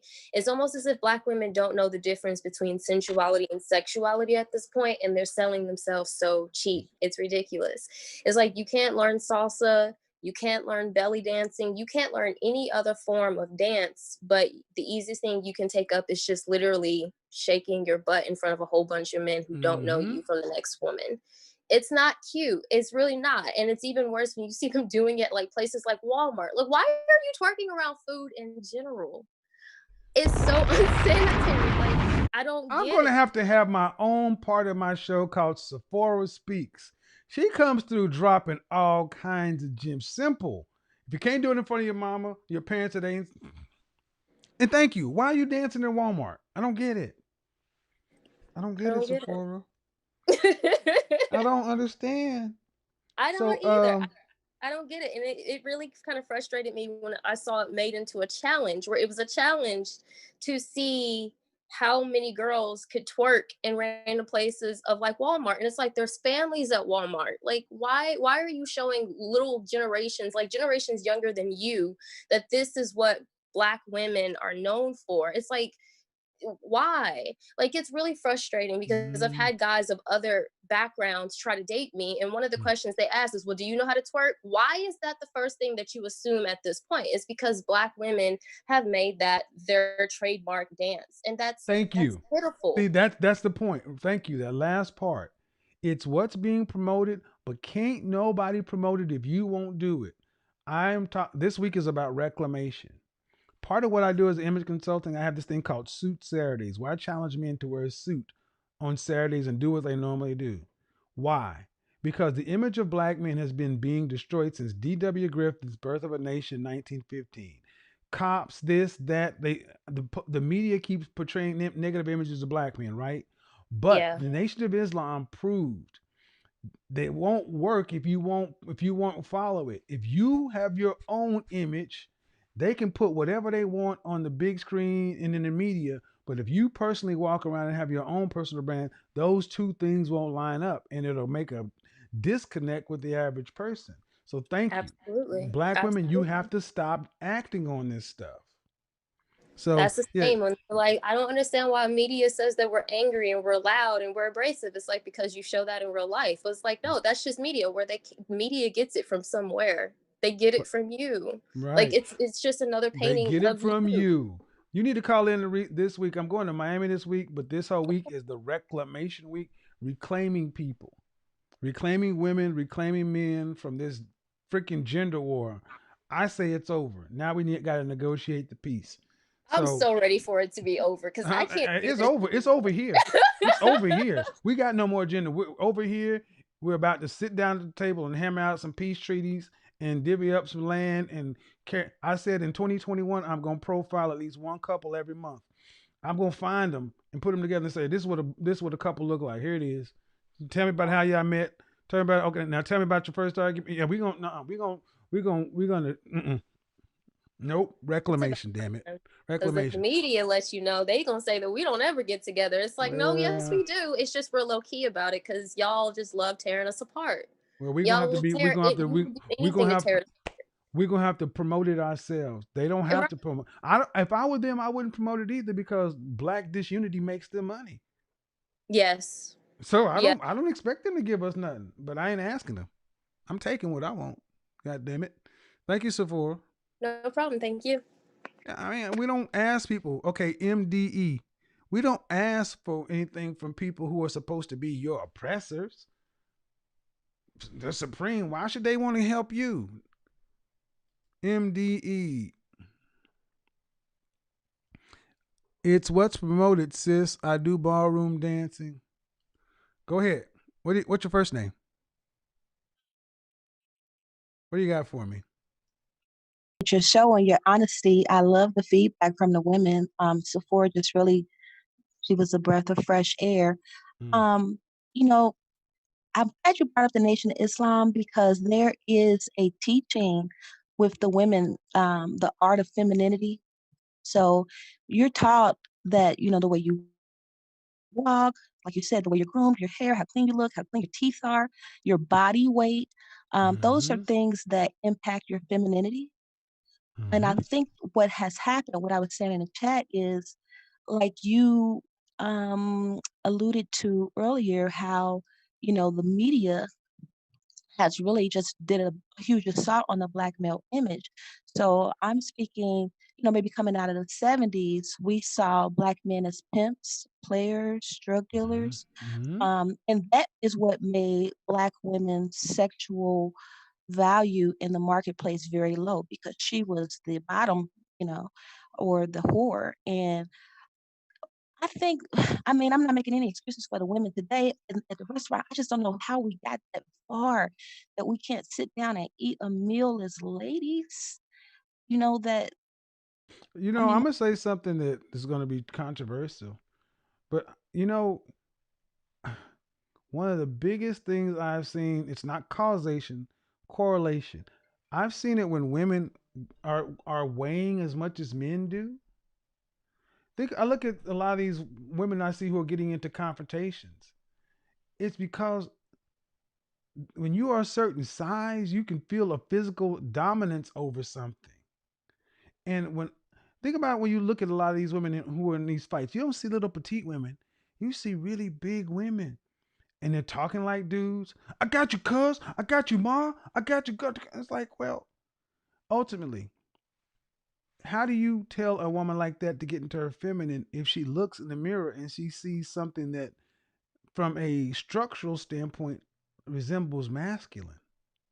and that goes to, I guess, what we consider what's masculine and feminine nowadays, because you alluded again, women are chasing after what we think is masculinity, money, popularity, that quick fame or whatever. That's what's promoted as Black male masculinity. My father, I mean, just looking at you, you remind me a lot of my dad. He gets his hair cut at 6:45 every Wednesday. Immaculate nails are always clean. Dude wears the best of clothes. He works 2 and 3 jobs. He's 66. Hair, always been very sharp.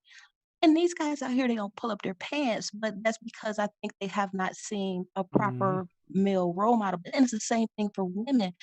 I am appalled at the weight that we carry as Black women. That's why I called in.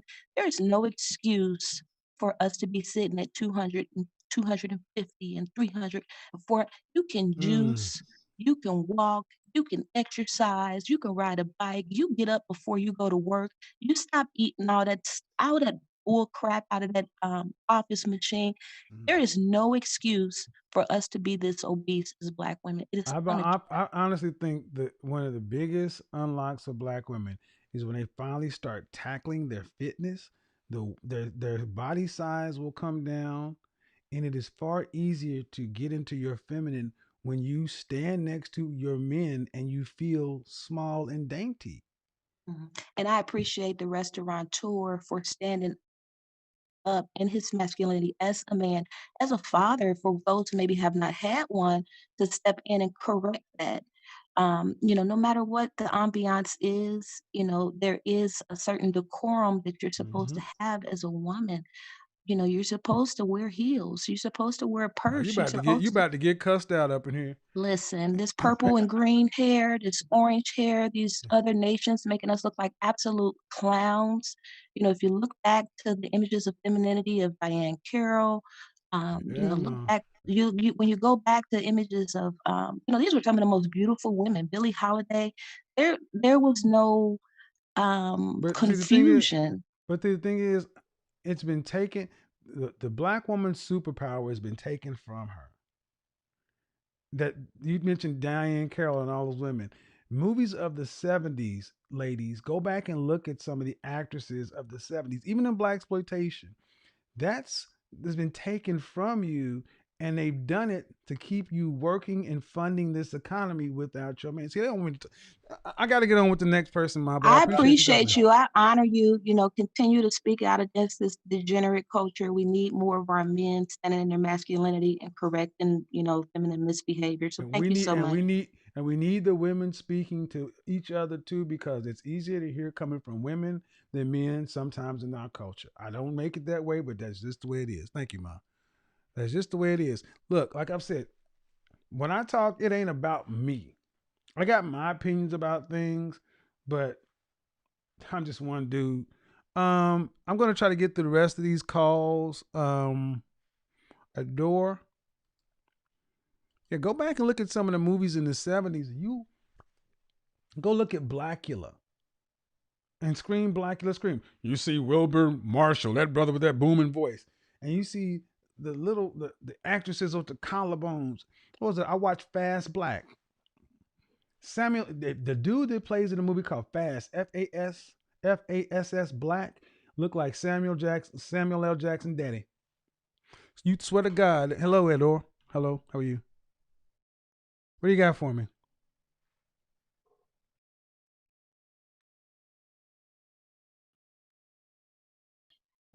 Every restaurant is allowed to set a standard for how they want people to dress, how they want people to act. But when he does it, it's a whole, debate. That really Well, surprised me. like I said, if it were a black woman owning the restaurant, would it even be a subject? I don't think so. And that I think she would be supported and congratulated as seen as a woman figure. But because he did it, that's why I did this program. I need sober-minded black women to realize the assault black men are under. When you're telling black men we want you to lead and build and employ and all these things, I just want you ladies to understand the pressures that black men are under. You got to be perfect, and if you do anything to protect your investment, this is what you have to deal with. So thank you for calling in. I appreciate it. no problem. There we go. So, yeah, see, I don't do things just to antagonize. Yeah, guys, it's almost 1:00. So you other folks don't have your okay, Jasmine. Oops. Jasmine, you're still here. Hold on, Jasmine. I'm coming to you next. Try to get through these. Jasmine. Hello.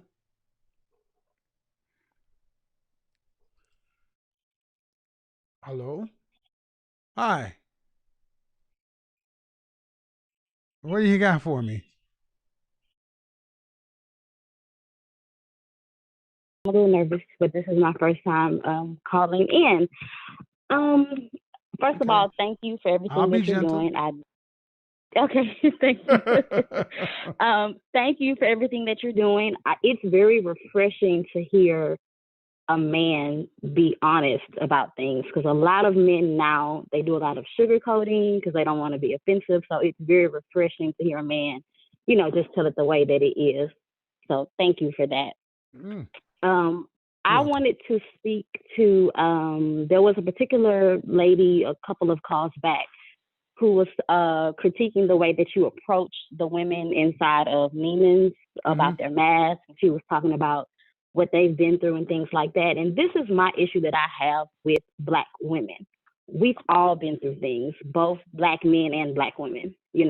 We are all under the same sort of system, dealing with the same sort of issues, the same sort of, history. We're all going through it, but yet we expect for our men to understand us and come at us all gentle. But when our men need us to be gentle towards them, or to sometimes just be quiet, and let them figure it out, it's a problem. And I just feel like at some point, if we're ever going to try to come together as Black men and Black women, we're going to have to compromise. We're going to have to say, hey, you've been through things, I've been through things, you've been hurt, I've been hurt, but where are we going to go from here? We know the history, we know what's being done, but where are we going to go from here? Because I know for me, the first time I ever heard about MGTOW, if I'm saying it right, I was horrified. to know that Right. there were men, like men were literally like, we're done, you know, Right. and we're leaving to, like, when I see the men that are moving to other countries, it horrifies me. And I tell a lot of my, you know, friends and some of my sorority sisters, like, hey, you know, these men they're plotting on how to leave us alone. What We got to sorority? fix this. I'm an Which AK. Kiwi? Okay, Yeah. I pledge Kappa. I'm a Kappa. So Oh, okay. yeah. Yeah, nice. Okay. So Well, yeah. Yeah, see this and see MGTOW. I can't say the word. When men have never just quit before, and they are dead serious. And the thing is, um, it's shocking because I think so many women never really were, and especially in the black community. Black women have not been conditioned to listen to black men's issues. If a black man says something, he's a bitch, he's whining, he's a crybaby, he's a wussy. He got daddy, he got mommy issues, who hurt you or right. whatever. And it's not, as though men don't want to be with women. They just don't. A lot of guys just like are when women don't seem like they care about what guys are saying. So I'm glad that women are starting to wake up and realize that look, you may decide to look around for your quote unquote man and he gone. And that's Yeah. the problem. So many other women when Donald Trump got in office, white women put him in office with Hmm. the grabbing of the coochie tape and all, with the multiple Right. divorces and all, and the shady business. They put him in office because they Right. understand that their men, the men of any group, is the one that has to be competitive. That's the Absolutely. thing. So I've said it over here. The gender war is over. Now it's time to negotiate the peace. And I'm looking for black women to come lay down their arms and figure out what it's going to take for you individually to happily submit to a black man's authority. That's the question for Yeah. 2021. I appreciate you calling in, Ma. I got to finish up the show, though. Thank you. Thank you so much. Bye bye. All right. All right, guys. It's almost 1 o'clock. We're going to shut her down. My voice hurts. Um, but look, man,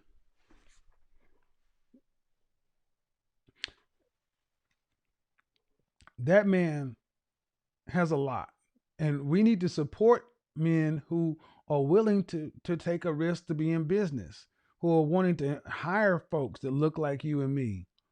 We need to praise that kind of stuff, not cancel it. Like I said, yeah, you could say he was impolitic in how he said what he said. He may should not have cursed or whatever. But again, he had said it 3 times, and I'm upset that he even had to say it once. He's not a politician. He's a restaurateur.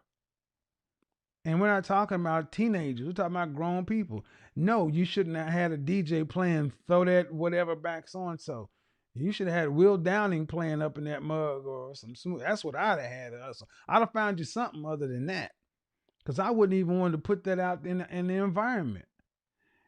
So he owns uh, playing that kind of music in a restaurant. I can't even imagine what my digestion would be like to eat. When I'm eating lobster, listening to Throw That Dick. I mean, or whatever that song. There was a song called Throw That Dick in the 80s. Throw that dick. Two Live Crew. Throw that dick. Throw that dick.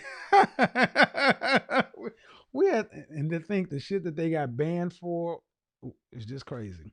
Ladies, your black men are not your enemy. Ladies, black men don't have to understand your problems. We all got problems. That's why I say the world does not owe you understanding. Drop the notion that black men need to have a special kind of understanding. Black women, you got to stop walking through life like special victims. You're not a victim, sis. You're not a victim.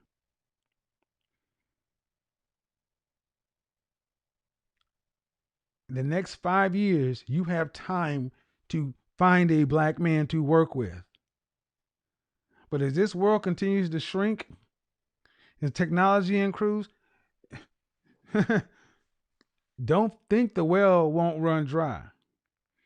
And even with the well may have water to drink, if you think you're the only ones coming to that well, Becky has heard that there's good water in this area.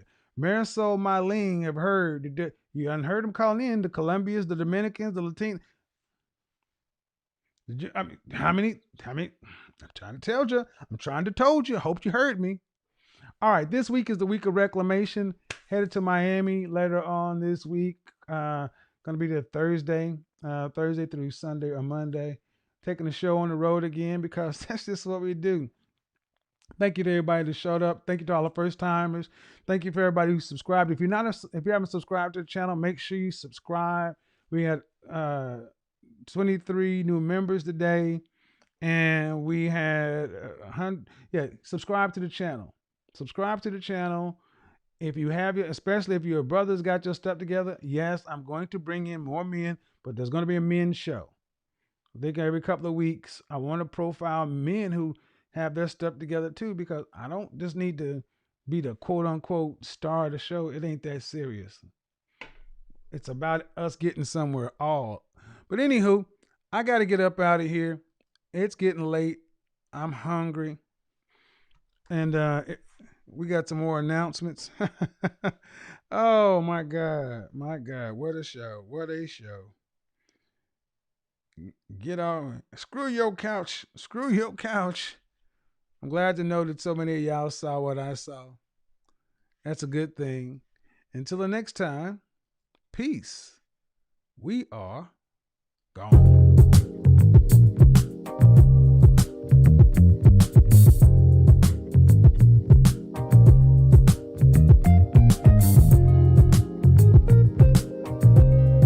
Support me on Patreon.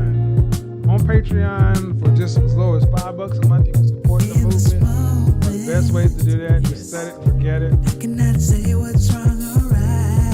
Thank you to the patrons for making this show possible. You got to get new computers burn out. There's all kind of stuff that's going on. You guys like the show. You're going to love what's going on in 2021 with the new studio. Guests coming in, interviews. 2021 is going to be so. Patrons make that possible. Yes, ladies, you can be patrons too. Hell yeah.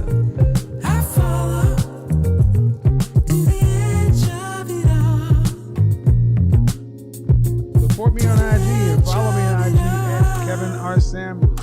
That's called the Fractal. You see some of the most interesting stuff on IG, especially IG when I go live.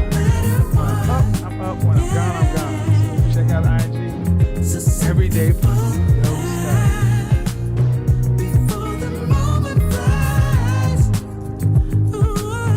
Show ideas to info@BlackKevinSamuels.com and the subject line, show ideas. Or go to BlackKevinSamuels.com or BlackKevinSamuels.com and put Ask Godfather and answer your question. And I may respond to it in the fine video.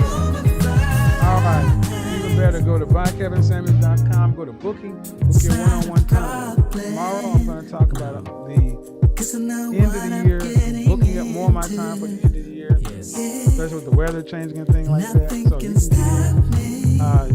I'm normally booked about 2-3 weeks in advance. I'm going to open up some more availability, especially while I'm traveling. No matter what, check my inbox. Remind me, please don't DM me, don't IM me, ask me, how do I book a session? How do I book a session? You got to go to the website. I don't respond to those. We get about 20, 30 of these every day. I just don't have time. Guys, go on the front door to the website. I'm a PhD. Hold on. I rebuke. Olivia, go get your quarters. I rebuke.